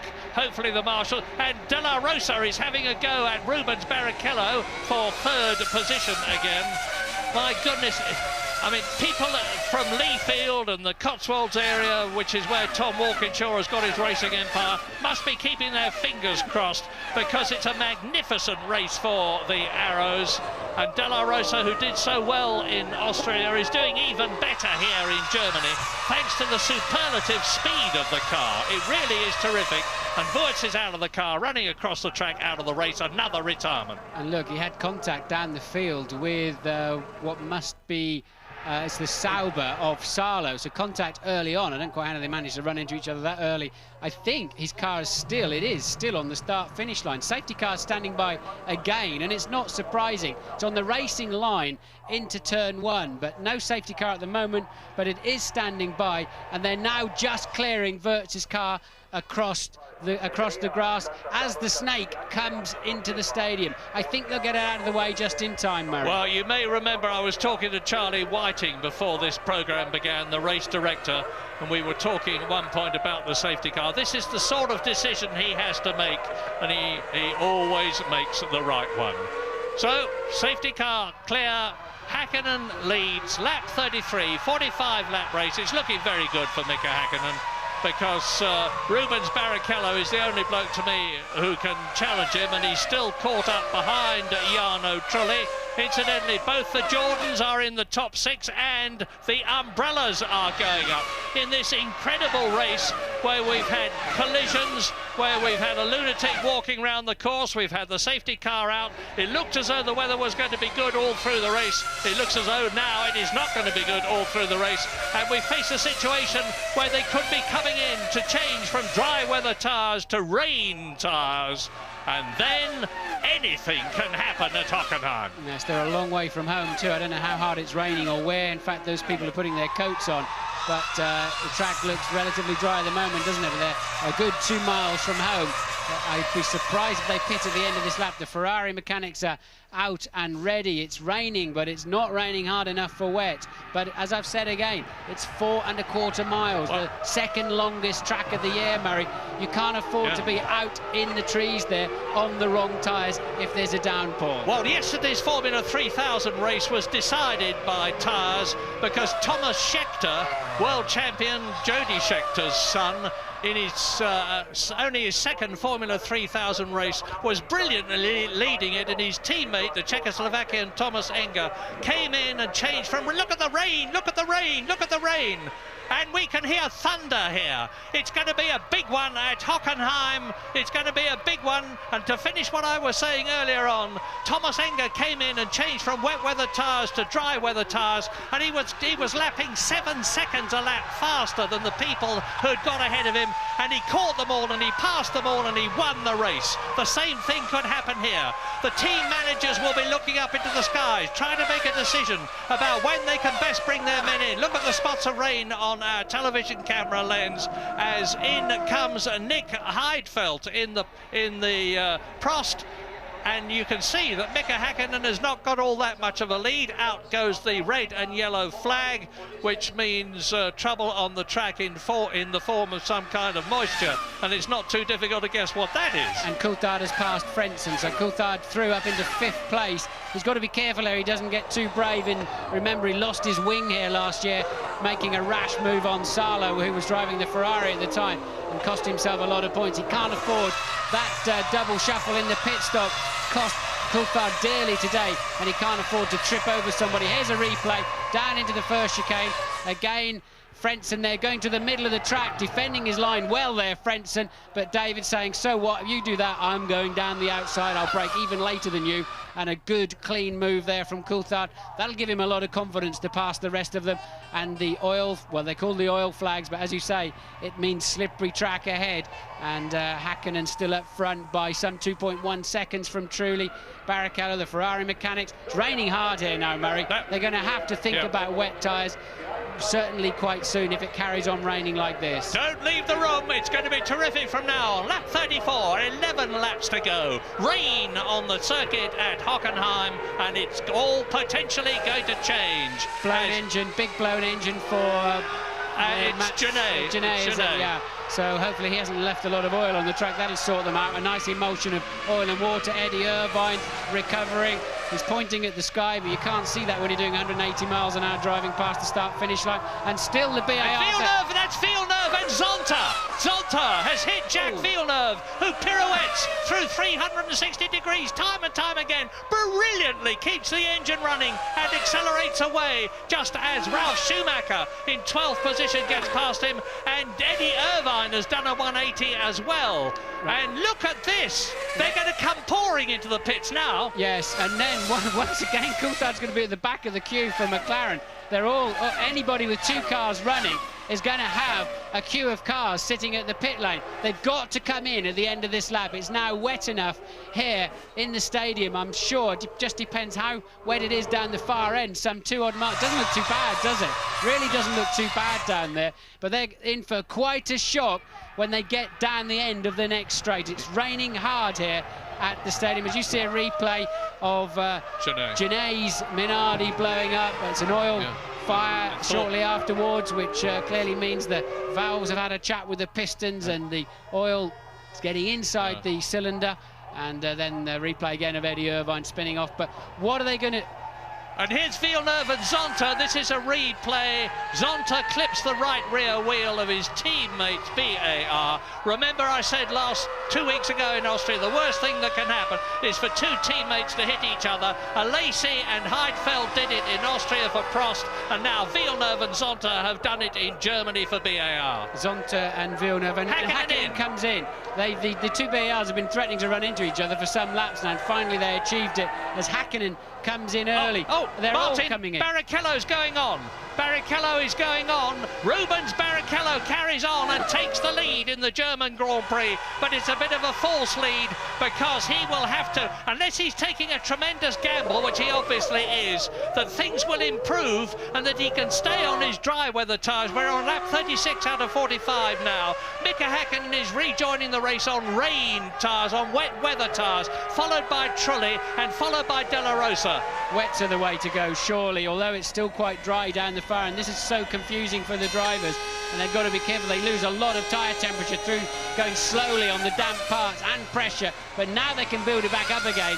And well, has Häkkinen gone slightly too early? For sure, they're going to have to go on to wet soon. It's raining quite hard down there. There's now plumes of water coming out of behind the cars as they go down the pit straight. But look, bone dry at the Ost curve. And the Ferrari mechanics have got a set of wet weather tyres ready for Rubens Barrichello, and David Coulthard is really flying as well. Now here comes Barrichello. David Coulthard is up into second place in the race, followed by Heinz-Harald Frentzen, followed by Ricardo Zonta,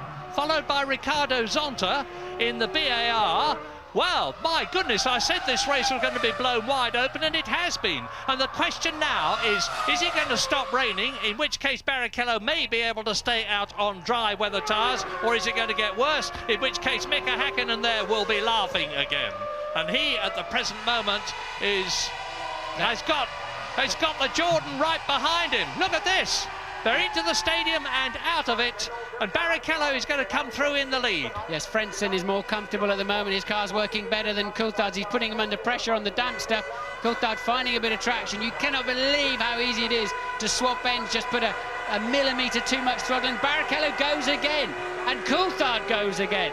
They're saying, OK, I'm happy with the grip at the far end, and I'll put up with the slippery stuff at this end. We'll go for another lap. And there's the tyre blankets remaining on Barrichello's tyres as he leads the German Grand Prix. Lap 37, you're looking at Rubens Barrichello, followed by David Coulthard. We're coming back, but we're going for a break.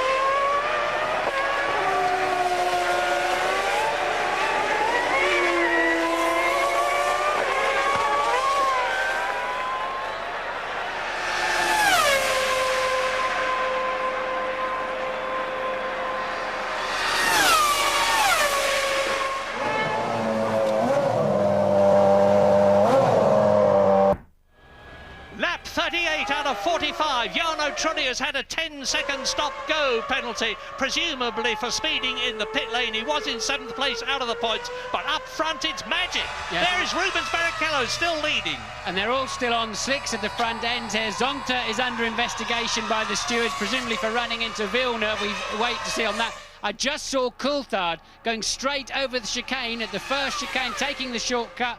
He may get a penalty for that. He did not gain, he did not overtake anybody, but I don't think he saved a position either. But Coulthard struggling a little bit with these conditions. Frentzen all over him, and Barrichello staying out front now, and look how wet it is. Rooster tails behind the cars. Remember, they are on slick tyres, and Zonta is staying with them. And Coulthard really struggles now when he gets to the stadium area. Frentzen all over him once again. Frentzen, attack, attack, attack! That's Coulthard's McLaren in front of him. But look now, Hakkinen, 1 minute 55 on wets. Coulthard runs wide, Coulthard runs very wide, and Frentzen doing well. He's got to come in this time, David. And Frentzen, they should be in this lap. They're now slower than Hakkinen on wets. Zonta goes off. Zonta in the wall, as you can see, they should be in this lap. And Coulthard in. Coulthard is in the pits. But Frentzen goes through and takes second position. He's taking a tremendous gamble. So Frentzen goes up into second position here in the Ferrari mechanics. Taking second place, he was David Coulthard in for wets, but he's losing places. There are going to be 6 laps left at the end of this race, and it's going to be a quite incredible situation as Mika Hakkinen attacks in the McLaren. So good stop there for Coulthard, 7.6 seconds. I think Frentzen made a mistake somewhere, because Hakkinen has now taken him for what will be second place. Coulthard joining the track quite late though, so Coulthard coming out with Ralf Schumacher. That's 9th place for David Coulthard. Just won't work out for him today. Now Mika Hakkinen is lapping 1.2 seconds on wet weather tyres, faster than Rubens Barrichello on dry weather tyres, and Barrichello is on lap 39 out of 45. But look, Frentzen's got back past Hakkinen again, so Hakkinen obviously losing some grip somewhere. Remember, he's on wet tyres on this dry part of the racetrack, and incredible, Hakkinen can't find any traction. And then when they get to, now did Frentzen make a mistake? Yes, he did look. He went across the chicane, so he's yielded to Häkkinen. That's how Häkkinen got in front of him. And then later on, Frentzen retakes Häkkinen. Yeah, I think it was a very sensible move of Frentzen's to let Häkkinen pass, because he would have had to come in for a stop-go penalty at least for having benefited from going off. But here is a man who is not going off at the present moment. Rubens Barrichello. Is he going to win his first Grand Prix? He's had second places for Jordan. He's had second places for Ferrari. He's never won a Grand Prix, and this is Rubens Barrichello's 123rd race. He could be in the running as winner, because he is not being caught by David Coulthard or Frentzen. Now look, Häkkinen has just taken Frentzen and then pulled away about 7 or 8 seconds when they get into the wet stadium zone. So it's a complete yo-yo around the track. Now, let me just give you the positions. Lap 40, Barrichello is leading Häkkinen by 10 seconds. David Coulthard is third and Heinz-Harald Frentzen is fourth. Mika Salo is fifth and Jenson Button is in 6th position. And Frentzen is pulling out of the race. Frentzen on the start-finish line here with some problems, so Frentzen is out of the race. We're going to take a short break, be back very quickly.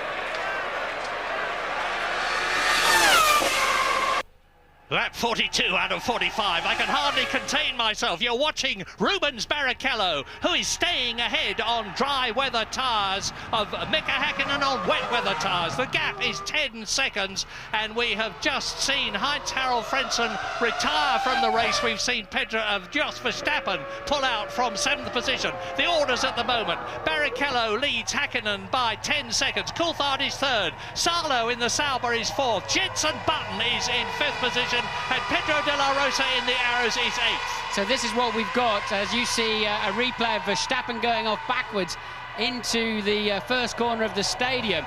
Häkkinen's losing 3 seconds to Barrichello out in the countryside where it's dry, and then making it all back up in the stadium. But it's pretty much status quo, so Barrichello can stay roughly 10 seconds ahead of Häkkinen. Häkkinen on the wet tyres cannot find any grip through the 2 chicanes. Frentzen dropped out of the race while third, so a technical problem for him. Somehow Barrichello is keeping that Ferrari pointing in the right direction on a wet track. Absolutely brilliant driving from Barrichello, no doubt about it. The lead is down to 9.5 seconds now.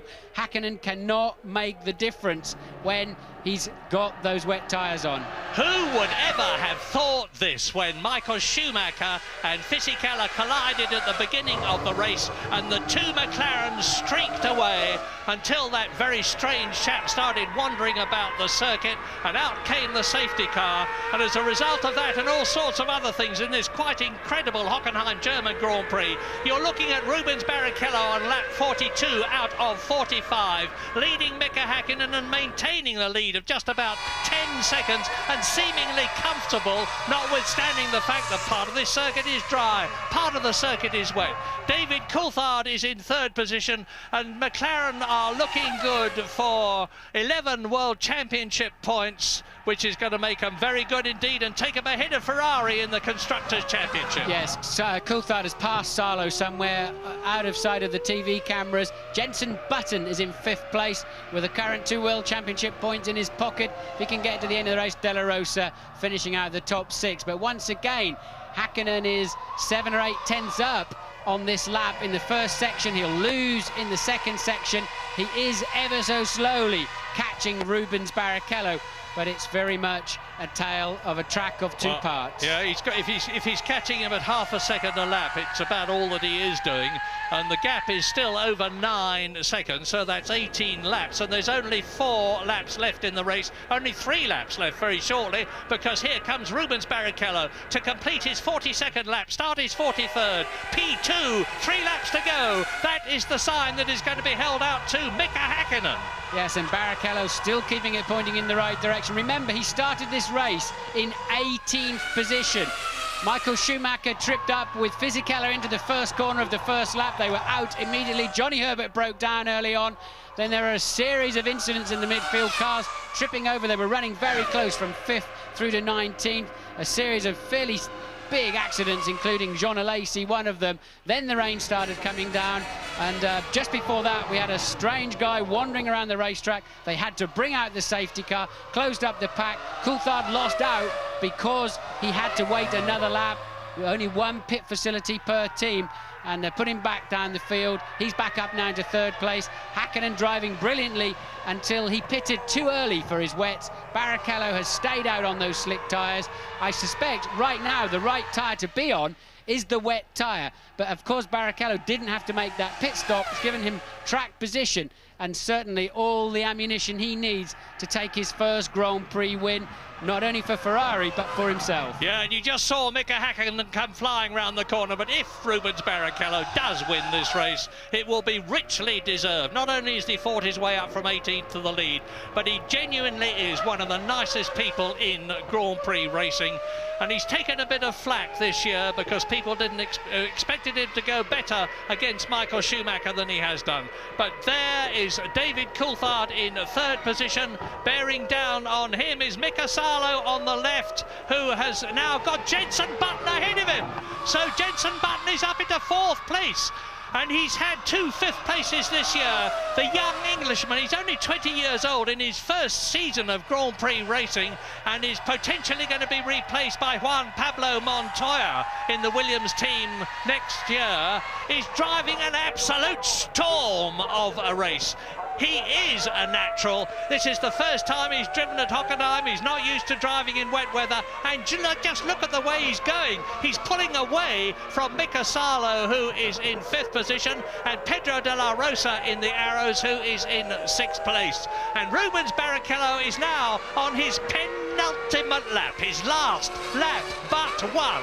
Yes, and remember, Jenson's really kept his head well this afternoon. He had a terrible first half of the race. He started plumb last, having stalled on the dummy grid, was running last but one, but now when the chips are down and everybody's having problems, he's really cutting the mustard up there in 4th place, just 5 seconds behind Coulthard. Ride with Rubens, it's a joy, and he's now 12 seconds ahead of and pulling away from Mika Häkkinen on lap 44 out of 45. And you know, I have to say it again, in Formula One, anything can happen, and it usually does, and everything has happened in this quite amazing motor race. Rubens Barrichello turns through the Senna curve. He's coming down down now at nearly 200 miles an hour to turn 11 out of 15 on his 44th lap out of 45, with a comfortable lead over that man, Mika Häkkinen, double world champion. And there behind Mika Häkkinen, you can see it's Coulthard. It's Coulthard, I apologise. I was going to say, what's Jenson Button doing there? There is Jenson Button with Salo and De La Rosa, and behind De La Rosa is Schumacher. Yeah, Button 5.1 seconds behind last time over the start-finish line, and they're about even Stevens in the first section, so I don't think Button's got enough laps left to do anything about Coulthard. They're running similar pace, and it's now Häkkinen beginning to fade away. Those wets getting too hot. Barrichello can hack it on the wet track with the slicks, just squeezing that throttle oh so gently as he now heads into his final lap, taking the go-kart line around the outside, using all the old bits of tyre and debris to find that extra grip that you have in these slimy conditions, and the Ferrari mechanics running to the pit wall, Murray. If you believe in Ferrari, get down and pray, because Rubens Barrichello is on his last lap in what looks like being a magnificent first ever and absolutely brilliant victory. The gap between himself and Mika Häkkinen has been reduced marginally, but is still over 11 seconds as you watch the Finn coming home for what looks like a certain 6 World Championship points, which could have been 10. Yes, talk about damage limitation. Certainly with Michael Schumacher out the first corner, this is the best Ferrari could have hoped for, is a virtuoso performance from Barrichello, and he really has given it to them, hasn't he? Those overtaking manoeuvres, albeit with a lighter car in the first part of the race, were sensational, and he had the confidence to stay out on the racetrack. There's Michael Schumacher watching the action, and the fastest man on the track by miles is actually Jenson Button, who just took 2.5 seconds out of Coulthard on the last lap, and will be giving him a real hurry up to the line for that final podium place. And if I'm right with my mental arithmetic, amazingly, Michael Schumacher is still going to be leading the World Championship at the end of this race. Rubens Barrichello is into the stadium for the 45th and last time. He turns into the slow turn 12 left-hander. He can almost feel a wonderful victory as he comes down to the last 2 right-handers. You are watching a sensational drive being completed with Rubens Barrichello from Sao Paulo, Brazil, winning for Ferrari, and he's done it! Superb! And look at the reception he gets. Michael Schumacher and Corinna, his wife, are almost as pleased for Schumacher for Barrichello as he would have been for himself. Mika Häkkinen finishes in second position. David Coulthard there is in third position. Jenson Button, look at him closing up on the McLaren, finishes higher in a Grand Prix than he's finished before. 2 fifth places and now a 4th. And Mika Salo is 5th with Pedro de la Rosa in 6th position. Both the Williams cars are in the top 7 because Ralf Schumacher is in 7th place. And Jean Todt, the boss of Ferrari, with Ross Brawn and the euphoric Ferrari team, can hardly believe their luck, but it was deserved. Well, Rubens Barrichello's waited a long time for that first win, but what a quality win when it came. Absolutely brilliant performance from 18th on the grid through one of the weirdest Grand Prix you'll ever see. Rain, shine, a man wandering over the track, safety cars, he kept his head, and then when he needed some confidence to take that first win, he had it splashing around, rooster tails coming out of the back of the car on slicks as he passed his pit each time, and he stuck with it. James. Ross Brawn, you're actually crying today. What an extraordinary motor race, and what's Rubens done for you today? Well, it was his decision to stay out. We talked about it over the radio, and we realised it was worth a chance, and he said, no, let me go. Let's try it. And it was just fantastic. There was a few points when it was tough, but then when we saw how much Häkkinen was struggling in T2, we realised we could do it. It's just a matter of not falling off. And he's kept Michael in the championship, of course. Yeah, I guess yes. Yeah, I wasn't thinking of that, but that was fantastic. Well, on a serious note, though, Ross, what about the nutter that walked on the track? That must never be allowed to happen again, must it? Yeah, I mean, it's obviously very, very dangerous. I mean, the trouble is the public do have access, particularly a place like this, because it's in the forest. So, no, must never be allowed to happen if we can prevent it. Just sum up in a few words for us the skill of Rubens Barrichello, what he achieved out there today. We had everything. I mean, he had patience, so he worked his way up through the grid. We took a 2-stop because we thought it was worth a chance, and yeah, he called the decision for tyres at the end to stay out and give it a go, and he just drove a perfect race. A magnificent turnaround. Well done, Ross. Superstar Rubino, Rubens Barrichello, look at the joy on his face. And in this incredible race, Michael Schumacher, who has not scored points for the last 3 races, still leads the championship, and Coulthard and Häkkinen are tying with each other, 2 points behind Michael Schumacher. 56 points for Schumacher, 54 points for Coulthard and Häkkinen, and Rubens Barrichello is only 10 points now behind Michael Schumacher. This has had it all. Well, in the next door comedy box are the Brazilian commentators, and they are absolutely, as you can imagine, ecstatic. That must be the first Brazilian driver, Brazilian win since Senna won back in '93 for McLaren. Yeah, that's right. Imagine. And Luciano Berti, the Jaguar driver, who substituted for Eddie Irvine so superbly in Austria, is standing with just the width of the glass between us, and is he a happy boy? Because he's a great friend of Rubens Barrichello's and lived until recently in the same house with the young Brazilian. Well, Michael will be very pleased. That certainly saved a part of his day at least, and Rubens Barrichello waited 123 races for this win, so well done to him. I can't think of anybody who will not be happy about that in the Formula One paddock. No, as I said earlier on, he really is a charming person. You don't hear a hard word about him from anyone. With the possible exception of some McLaren people, of course. Well, absolutely, but they won't be unpleasant words, because he richly deserved that victory. And to recap, Rubens Barrichello wins the 11th race in this superb World Championship Series of the year 2000 by 7.4 seconds from Mika Häkkinen. He beat him fair and square. You heard Ross Brawn saying that Rubens made the decision about whether he would stay on dry weather tyres or come in for wet weather tyres. He made it right.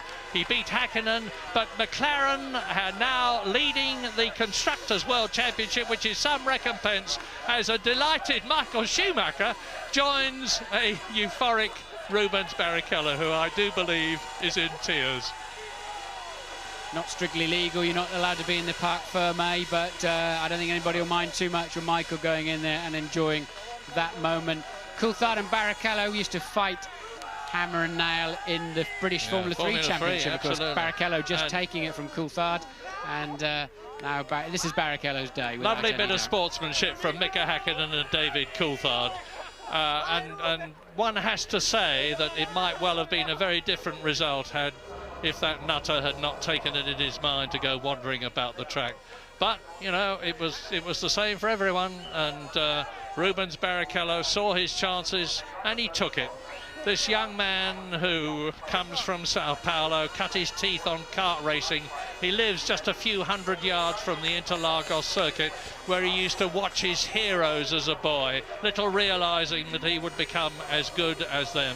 And he joins the greats. Not many people have won a Grand Prix race, and our own James Allen is talking to Michael Schumacher to get his reaction.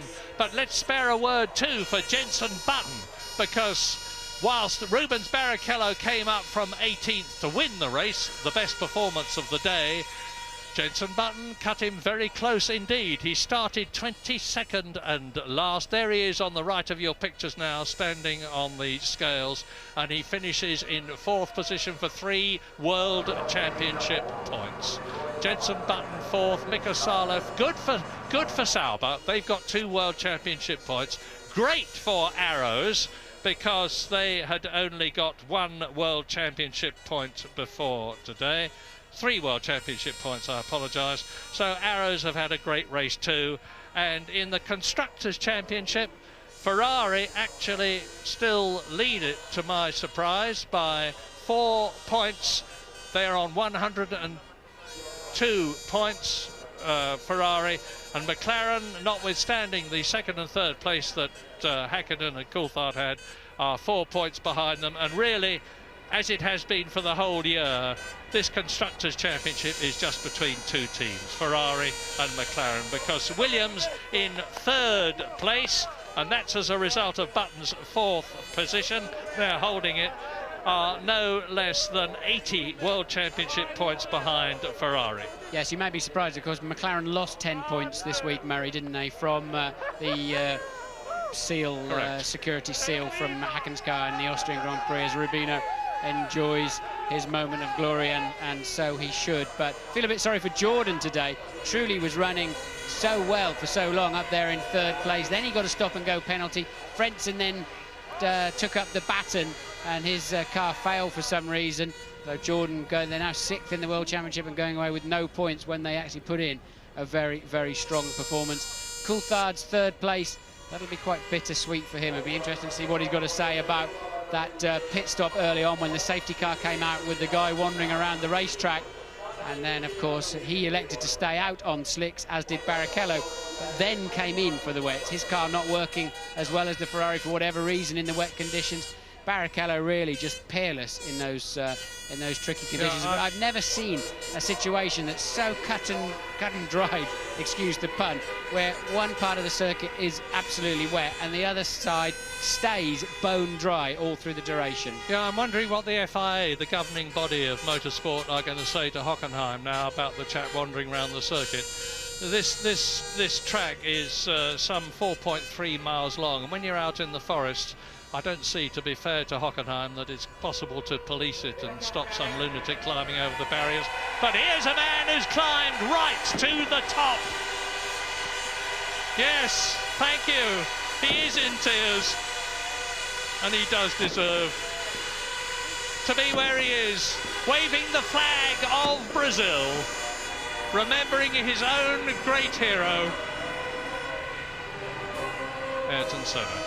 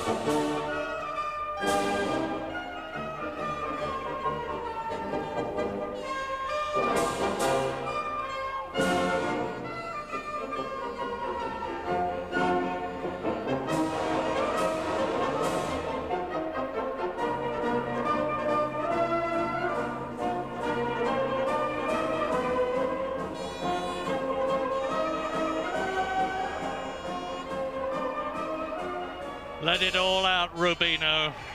Feel proud. Feel proud. You have every right to. And Mika Häkkinen and David Coulthard, who've been there many times, hear the Italian national anthem for Ferrari.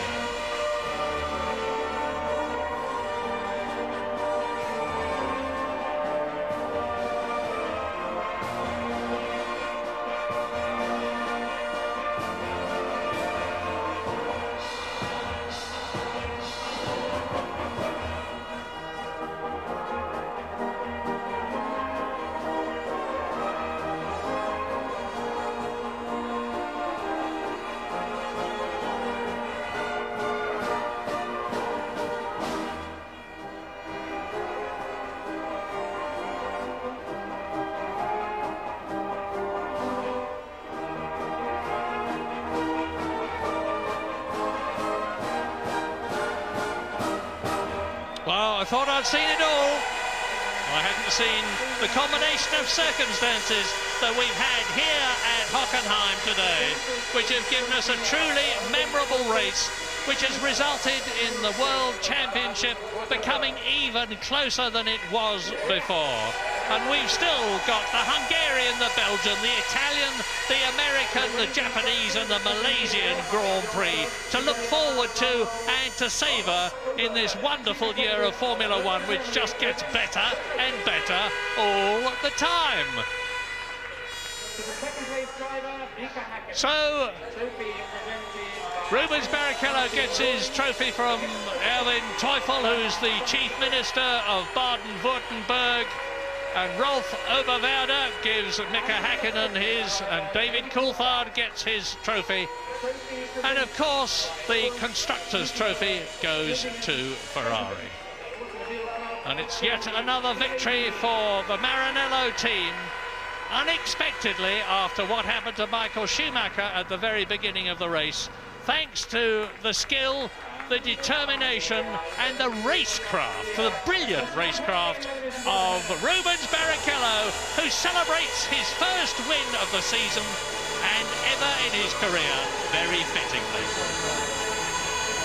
Thanks very much indeed, Murray. Well, not the Ferrari winner the majority of the Hockenheim crowd wanted, but he'll do for me and for the majority of the world of Formula One as well. A very, very popular victory indeed for Rubens Barrichello. Worst day of the year yesterday for the Brazilian. His words, not mine. Slightly different today. Barrichello, you know, he'd retired 6 times here out of 7 races. And Rubens Barrichello in his 124th Grand Prix is a winner at last. We have plenty to talk about. A quite astonishing race. As Murray and Martin have been saying, Martin Brundle will be joining us in the studio. We'll have the views of Tony Jardine. We will hear from the top 3, and we hope to snatch a word with Jenson Button as well. Well done, Rubinho. We'll see you shortly.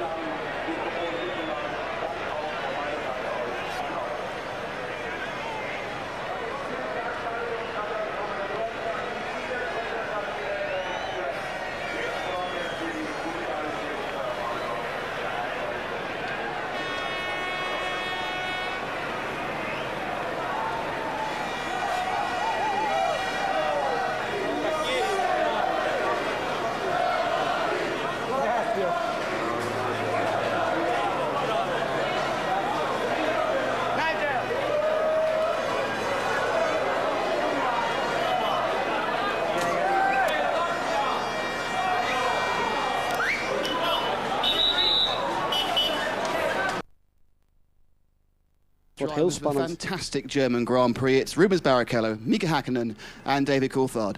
Rubens, you said yesterday that it was the worst day of the year. I expect today must be the best day of your life. From 18th place to your first win in 123 starts. How do you feel? Well, I just feel great. I mean, it was. I mean, I hear the guys saying that the last lap when you're going, you're going to win. You know, it's such a long lap, and you know, I had lost the taste almost because it was such a long time ago. So it was really the longest one, and I promise you that it was getting a bit more tricky because the rain was coming in separate places, and I was just thinking to myself, you know, that it has to be mine. I mean, yesterday was such a bad day, and it can be good. So let's make it as simple as possible. And I couldn't believe. I'm just I can't believe my eyes too. Now, obviously, the race was won by your decision to stay out on the slick tyres, groove tyres at the end. Who made that decision?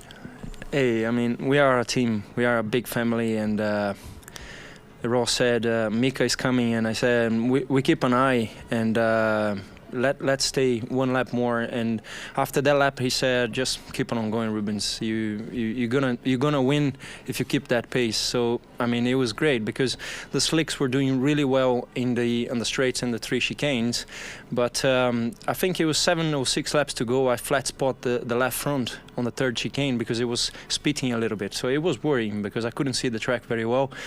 But you know, I paid the price, so it was great. Now, you made a lot of positions up with a blistering first run to your first pit stop, but that included obviously that first corner incident where your teammate Michael was taken off. How did you see that first lap? Well, to be honest with you, I only saw that Michael was out of the race when I got close to Pedro de la Rosa and Trulli.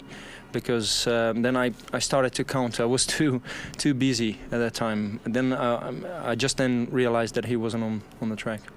Rubens, thanks so many. Congratulations. Mika, you managed to vault yourself from 4th to 1st at the start there. How did you make such a good start? It was fantastic start. I have to admit, something like that doesn't happen often.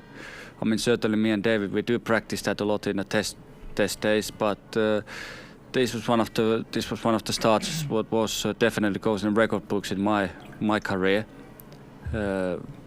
I think thanks for the team. You know, it was also part of the team who created the tactic for the start that way I'm able to make a good start, and I knew that, you know, if I don't get in a good position in the first corner, then the life's going to be very difficult after that. But it worked. Thanks.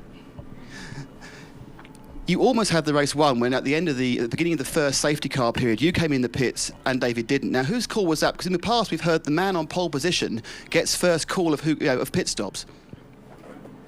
Well, the team called me in, and I have to obviously follow that order, and the decision came to my favour.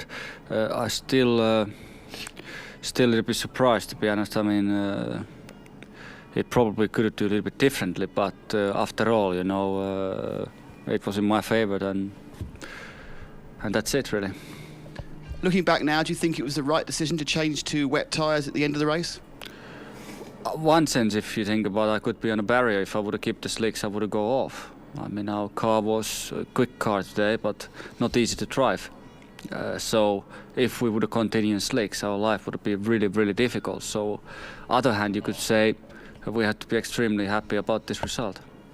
Mika, thank you and well done. Thanks. David, at the start, you made a very definite one move across Michael Schumacher. Was that revenge?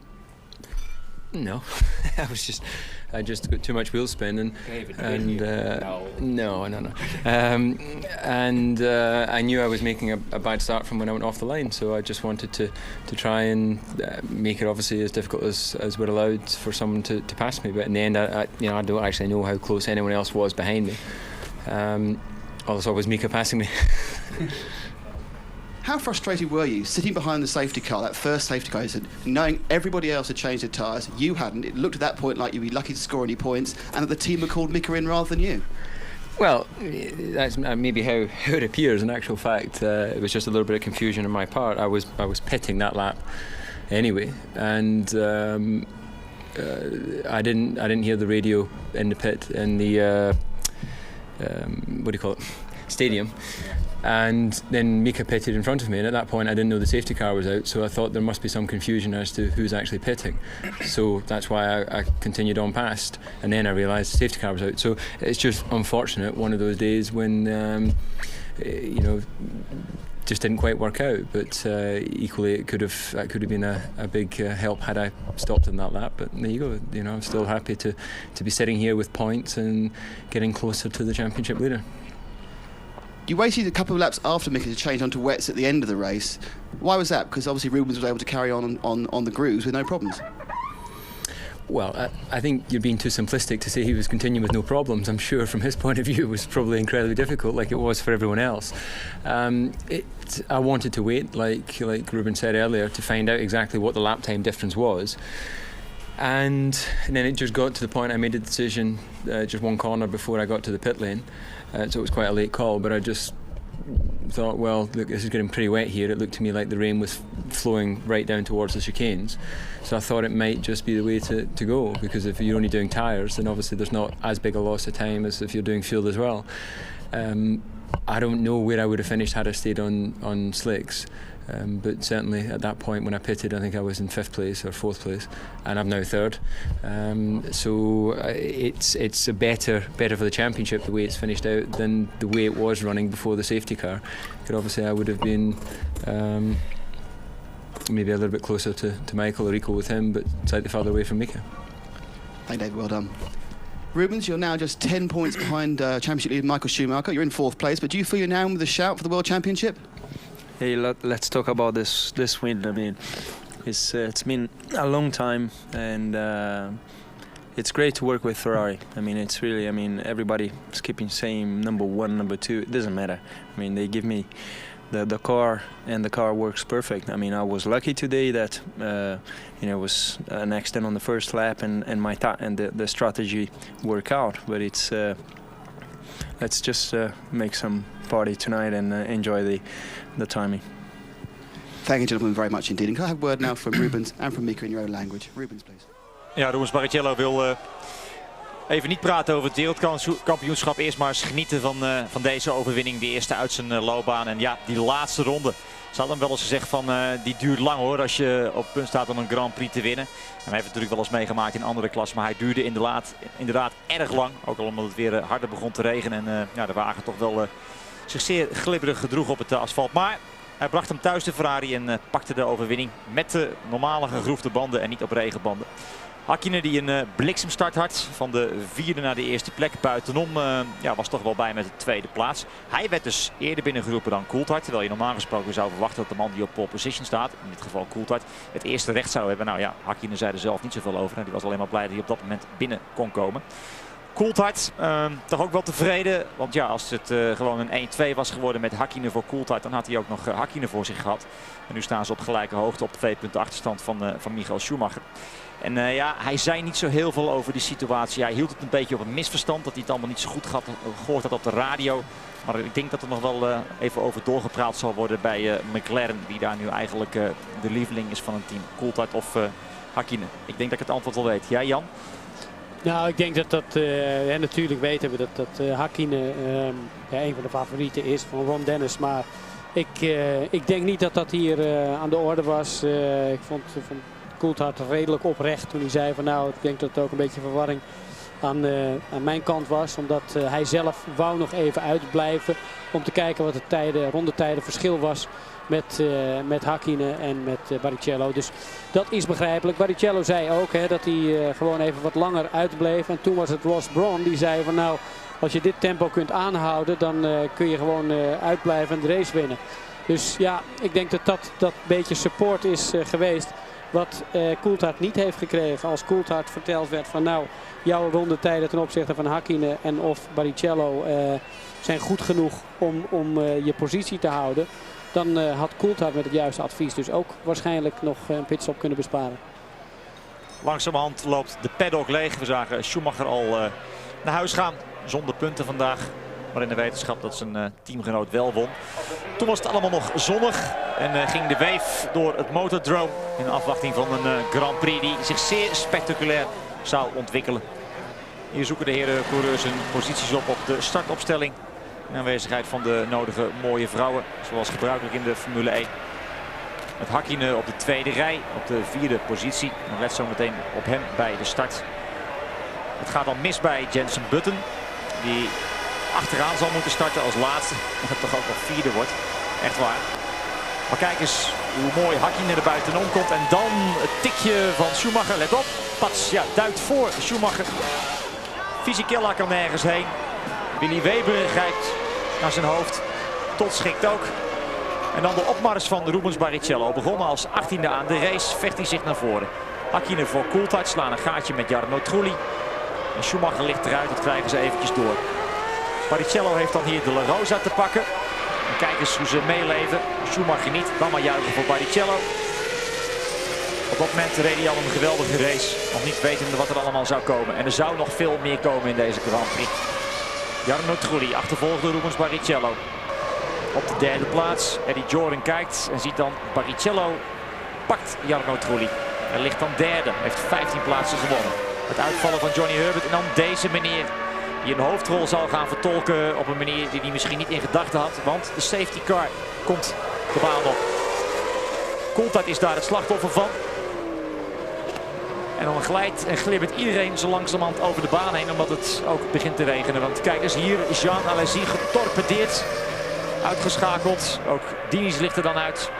Dit zijn de eerste slachtoffers. En Alesi gooit met zijn helm weer de safety car in de baan. Daardoor. En dan vindt Coulthard zichzelf terug op de 6e positie. Daar gaat Alexander Wurz. En dan eens eventjes kijken. Wat gaat het weer doen? Ja, het gaat regenen. Hakkinen op dat moment aan de leiding. Hier het afscheid van Marc Gené in vuur en vlam. Dan Heinz-Harald Frenzy die wegvalt. Trulli krijgt later nog een stop-and-go penalty. Daar helaas Jos Verstappen.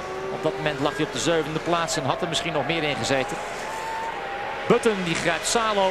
Maar Barrichello wordt dan de winnaar van de grote prijs van Duitsland. En ook Michael Schumacher is daar blij mee. Knuffelt hier Jean Todt.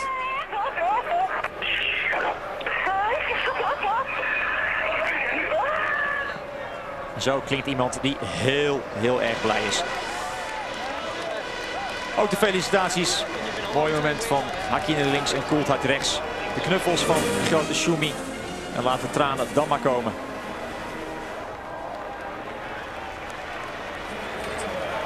Winnaar van de grote prijs van Duitsland. Zijn eerste uit zijn loopbaan. Rubens Barrichello. En de champagne spuit vrolijk in het rond.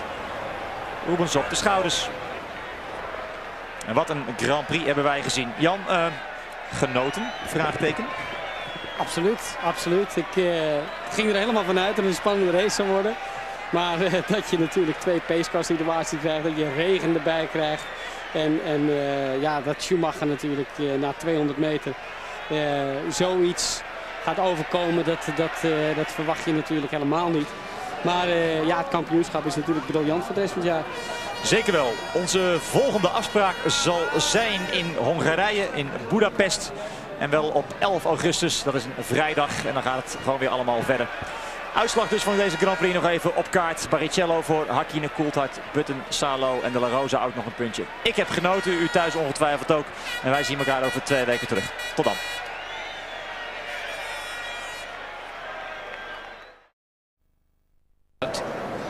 Well, basically it's put in a position with Jean Alesi, and on the braking I think he lost the control a bit of the car and hit the side of my car, and that's it. Very, very tricky conditions out there. Were you hoping for a good finish today? Yeah, it would be very nice, but also very unlucky because when I pit was 1 lap before the safety car, and then everybody else pit with the safety car, basically got a free pit stop, and then I lost all the positions. Better luck in Hungary for you, and thank you.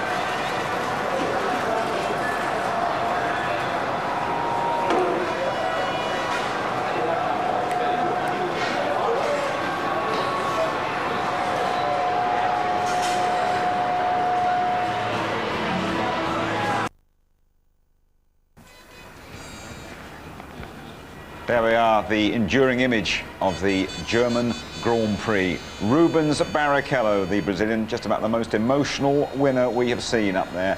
His first Grand Prix victory at last. A reward for patience and a fair amount of bravery as well. Rubens Barrichello electing to stay out and triumphing as well when he started way back down the grid. Here's the press conference. Drivers were fantastic. Championship leader. Got a feeling that that one will run and run. Tony, what's your spin on that? Hakkinen saying that it definitely favoured him, and David Coulthard being, well, diplomatic, I think. I think he was being diplomatic. I mean, we have to look at it that McLaren have missed the chance of having one of their two drivers leading the Drivers' World Championship today. They're both behind. I find it amazing that Michael Schumacher is still leading the World Championship for drivers. It's great for the championship. It's not great for David Coulthard. And it's okay for Hakkinen because he's closed right up, you know, equal with David. But I mean, I am sure that David will go back to motorhome afterwards and say, why couldn't I come in at the same time? Why couldn't I have queued up? Because, and the way he came back, rejoining sixth, to get up to third like he did was a great effort from Coulthard. What's your spin on it? I think had David felt he'd been disadvantaged, he would have said so. I think we've got to take him at face value. He says, look, there was a communication error and I should have come in and I didn't do so. Because I couldn't hear properly, and then Mika came in, and I'm surprised they didn't know the safety car was out. McLaren have a dedicated team of people on the radio system, and I don't know why, but even I remember when I was driving there back in '94, it never seemed to work very well. If David's being diplomatic, then I'm surprised, because I think he would say something. We have to take him at face value on that. Okay. It's a hard old world, F1, isn't it? But even hard-bitten old driver like you must have felt a bit of sentiment for your former teammate, Rubens Barrichello. I was delighted for him, really was. I mean, Rubens matured through that year with, 2 years with Stewart. I think Jackie Stewart was a big calming influence on him, and he really matured into a top Grand Prix driver. Some of his performances early on this season I thought were not as good as I expected them to be. Remember, Michael lapped him once and virtually lapped him another time in Imola, and Rubens just didn't seem to be on it at all. But what thrills me about today for Rubens is he won the race. He went and took the race. He didn't luck into it. He didn't reverse into it, inherit the lead or whatever. He went out and won that Grand Prix from 18th on the grid. I mean, I'm not surprised he was howling his eyes out on the grid. I'd have done the same. On the podium, I'd have done the same thing. Absolutely. OK, thanks for the moment. We will be right back to look at some of the key moments of a fascinating German Grand Prix.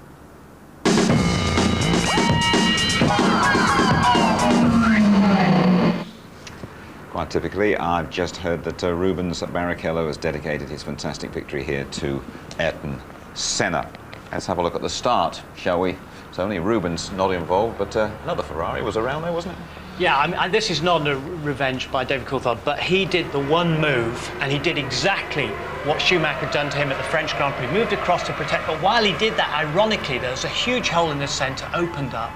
And of course Hakkinen went through. But what happened there was you saw Schumacher immediately switch sides when Coulthard went across him and went to the outside of the track, to the racing line where there was more grip. Right behind him was Fisichella, and Fisichella had nowhere to go. You know, there's no way the guy could slow down, in my opinion, anyway. Well, not according, okay, he should have seen me, he should have slowed down.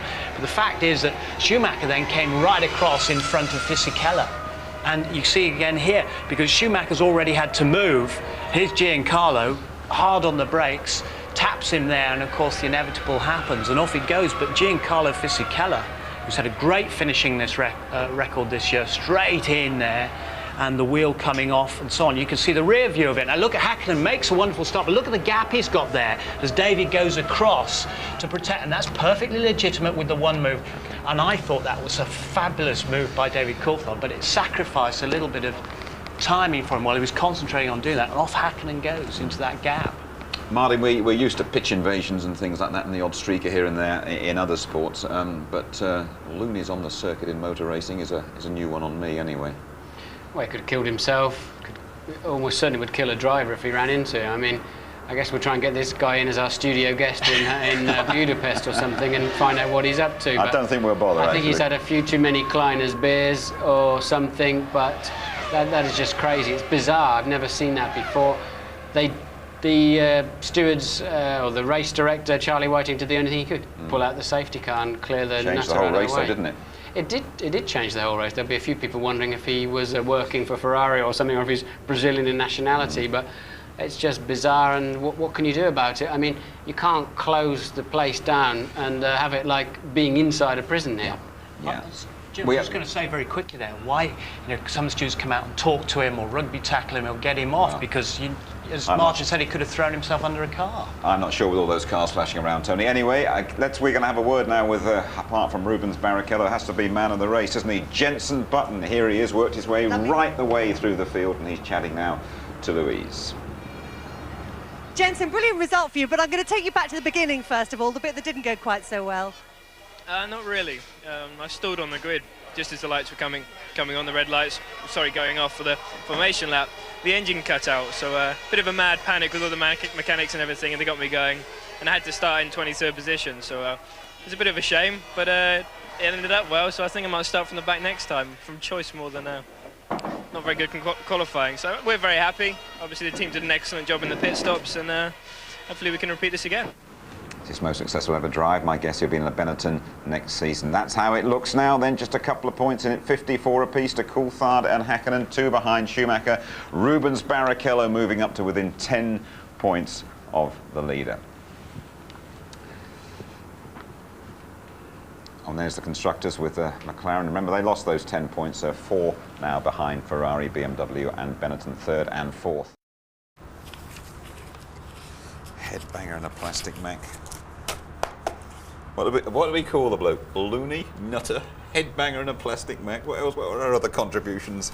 Suffragette. to the understanding of the sort of mentally sick.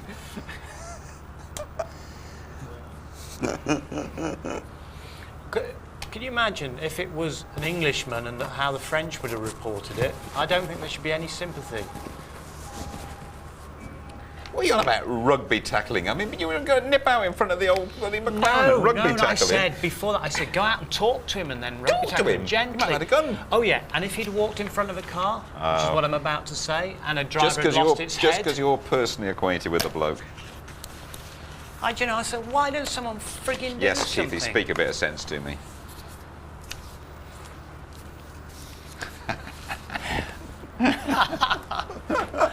No. We should just be happy he kept his clothes on. Oh dear. 11 finish. Barrichello wins at last after 124 races. Tears on the bird of dead again, the victory too. Do you want to see some VTs teach? Sure, that'd be great. Including the man you have this great affinity with. All right. I've seen you wearing one of them Macs, Teach, actually. Pack-a-Mac, they used to be called. It's infinitely superior to that crumpled up load of old nonsense that you insist on carrying around with you that my dustman threw away 2 years ago.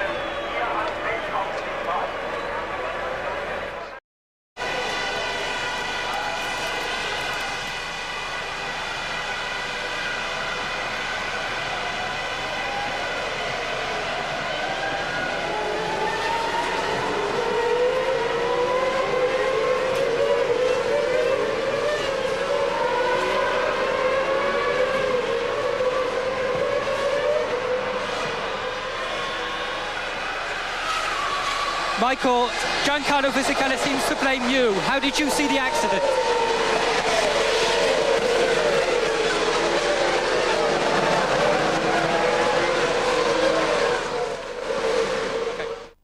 Michael, Giancarlo blamed you for this accident. How do you see it?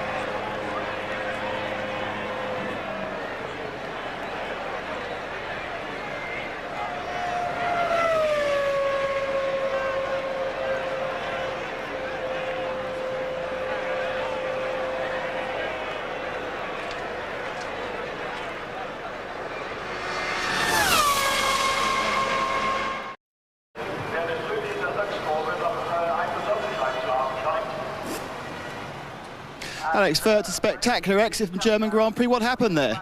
I had a complete gearbox failure. The gearbox just locked up as I wanted to shift up.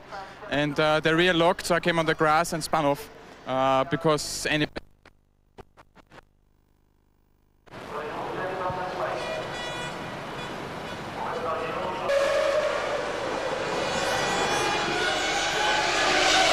French, an amazing race. What was it that took you out in the end?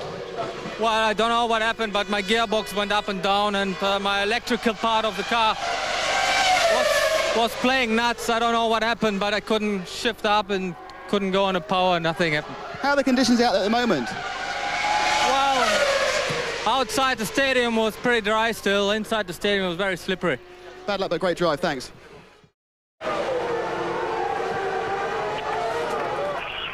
That was unbelievable.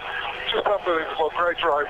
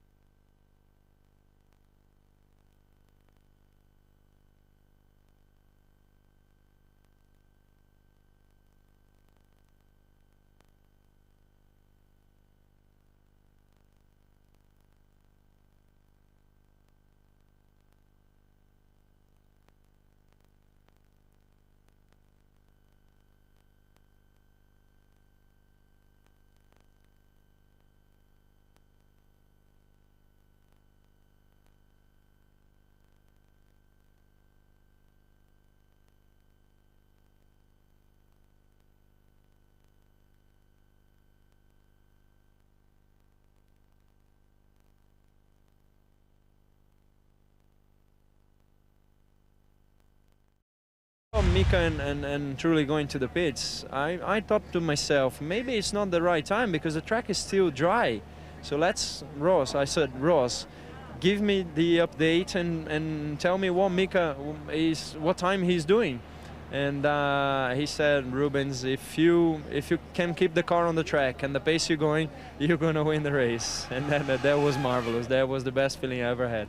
My last win was 91 in Donington with a Formula 3 car, and it just feels so good. I mean, it took so long for that last lap. Michael, a very emotional moment for you and Rubens. He's done you a favour, but he's driven absolutely magnificently today, hasn't he? Yeah, absolutely brilliant. I mean, to be in this condition, to be out with slicks and drive as fast as the rest with the rain tyres. I bet you didn't think you'd be laughing at the end of this race when you went out, did you? No, I was close to tears and throw my helmet through the corners, but obviously now he made up quite a lot of this. And the championship begins here again? It looks like, yes. We have to start again from zero. I guess it's helped us the fact that Michael hasn't scored. Rubens has moved back into the frame. Mick and I are all square. It's closer now than it has been all year. So, you know, who knows what's going to happen. But in terms of points, you could say it's an opportunity missed. But I think when you have safety cars and raining, it becomes a lottery, and sometimes it can work for you and sometimes you can get nothing out of it. So I think 10 points for the team overall. We can't be too disappointed. Tell us about the earlier stop when both of your cars came into the pit lane. What was going on there? Who was making decisions? Well, the problem was we both wanted to stop, and we wanted to stop in sequence. And then we realised that calculating the timing, that probably wasn't going to be the right thing to do. It was a little bit disorganised for a short period of time. We got the tyres crossed over, but it worked out in the end. I mean, people don't realise how fast we are and how dangerous this sport is.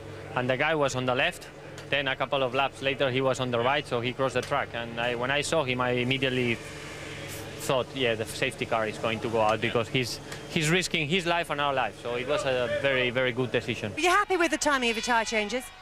Oh, definitely. I made a good job of that because it's very, very difficult to know because at the back of the circuit it was dry, and here it was wet. So it was a good decision on their part, and just had to pick off a few people to come in fourth. I thought I was fifth myself, but happy to be fourth.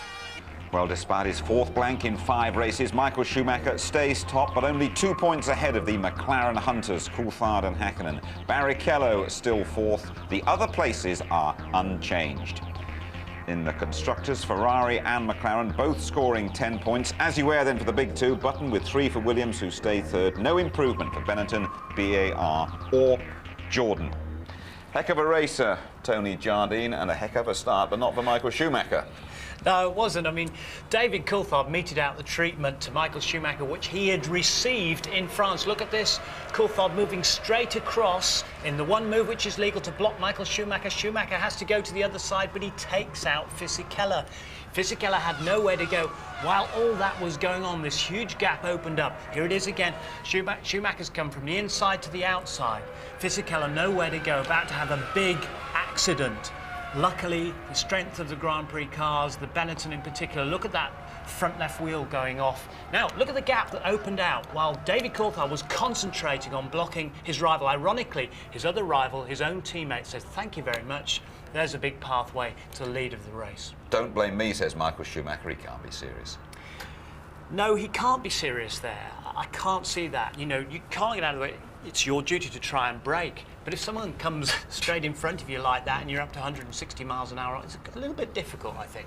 Man of the day here, Rubens Barrichello, starting back in 18th after a dreadful qualifying session and carving his way through the field in great fashion. Superb. I mean, he is a wonderful racing driver. Look at this early on. There he goes past Zonta, who was about to take Villeneuve just after that. But wet or dry here, he's been superb. He's been very, very brave. There he is going past Johnny Herbert. And other people were on 2 stoppers as well. Although he had a slightly lighter fuel load, he attacked from the beginning. There he's going past Pedro de la Rosa into 4th place. It's a superb performance. A smooth driver like this, there he closed in on Jarno Trulli and got into 3rd place. Braved it out, toughed it out there on the inside.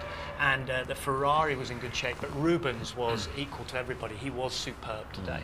Tony, I hate giving publicity to people who disrupt sporting events, but this unemployed Frenchman from Limoges, who apparently was sacked by Mercedes a few years ago, not much chance of them giving him his job back. Yeah, had a real sort of factor in this race. Makes me very angry. I mean, this is like Suffragette. This is Emily Pankhurst stuff. Could he have, you know, stood in front of a car? He could have done. Nobody came out to try and talk to the guy or try and tether him, calm him, then, you know, take him to the ground or something. There was a risk that he genuinely could have been run over. In 1977, Tom Price hit a marshal. Tom Price was killed, and so was the marshal. The car would have hit that guy at 200 miles an hour. David Coulthard might have wanted to extract his own revenge on that person, because what happened after the guy went on the track had a crucial bearing on the outcome of the German Grand Prix. The safety car had to come out, and that was absolutely the right thing to do. As I said, I felt some marshals could have come out and tried to talk to the guy and at least restrain him. But then, Häkkinen, because he was the lead in the first car, the other cars that had come in, he'd already come in for his pit stop. David Coulthard had to wait while the safety car was going around. He was in danger of falling really far back, perhaps even to the back of the crocodile tail of cars, but he managed to eventually get back out there. Great work by McLaren crew, get to 6th. There are 2 sets of refueling equipment. There are not 2 sets of mechanics, so they've perhaps told him to wait, even though perhaps he wanted to come in and queue up and not lose so many places. Spectacular moments. I want to look at one of them. Deniz and Alesi with tyres flying around and all sorts. Well, the interesting thing here is that Deniz has been blamed for putting Fisichella off at the start in Austria with a mad move. He definitely put Alesi out here, and the veteran there, the veteran Frenchman, was lucky to survive a big crash. Now, this is not Zonta's fault. Zonta had gone on the inside to try and get past Villeneuve. Villeneuve said, I'm not having it. Went outside him, was damp on the curbs, and Villeneuve dropped down to 8th place because of that. Well, next we go to Hungary, live qualifying, 11:30 on the Saturday. The race live at 12:15 and highlights later on that night. Jenson Button, I understand, will be on his way to Benetton next season. He had a terrific race here today, but Hockenheim 2000 will be remembered as Rubinho's day. Good night.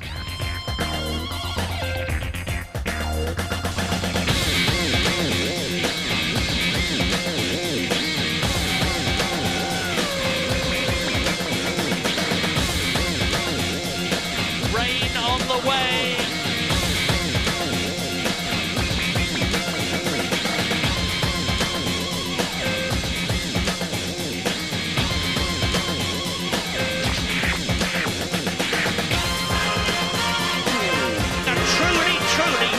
Great drive by Rubens Barrichello.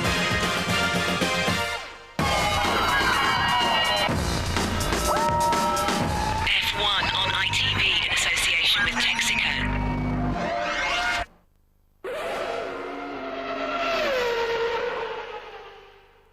If you would like to know more about Formula One, the website address sponsored by livesport365.com is www.itv-f1.com.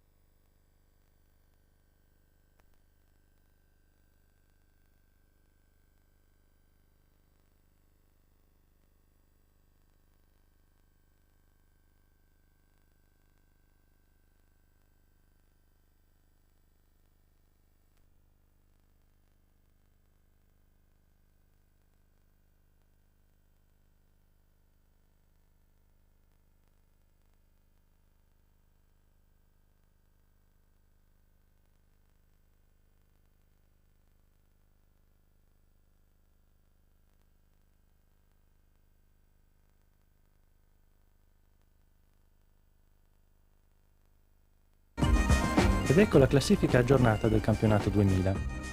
Il ferrarista Michael Schumacher guida sempre con 56 punti. A 2 punti David Coulthard e Mika Häkkinen della McLaren. A 10 punti con 46 punti Rubens Barrichello. Poi Giancarlo Fisichella, il primo italiano con 18 punti. Ralf Schumacher su Williams 14 punti.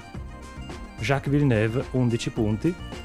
Il giovanissimo Jenson Button 8 punti, poi l'altro italiano Jarno Trulli 6 punti, come Mika Salo 6 punti, poi Frenzen, l'altro pilota della Jordan 5 punti, quindi Eddie Irvine su Jaguar 3 punti, poi i due piloti dell'Arros, Verstappen e Della Rosa con 2 punti, fanalino di coda Riccardo Zonta della Bar con 1 punto. Passiamo ora alla classifica dei costruttori. La Ferrari guida con 102 punti, la McLaren a 98, poi la Williams a 22, quindi la Benetton a 18, la Bar a 12, la Jordan con 11 punti, quindi Sauber 6 punti, Arrows 4 punti, chiude la Jaguar con 3 punti.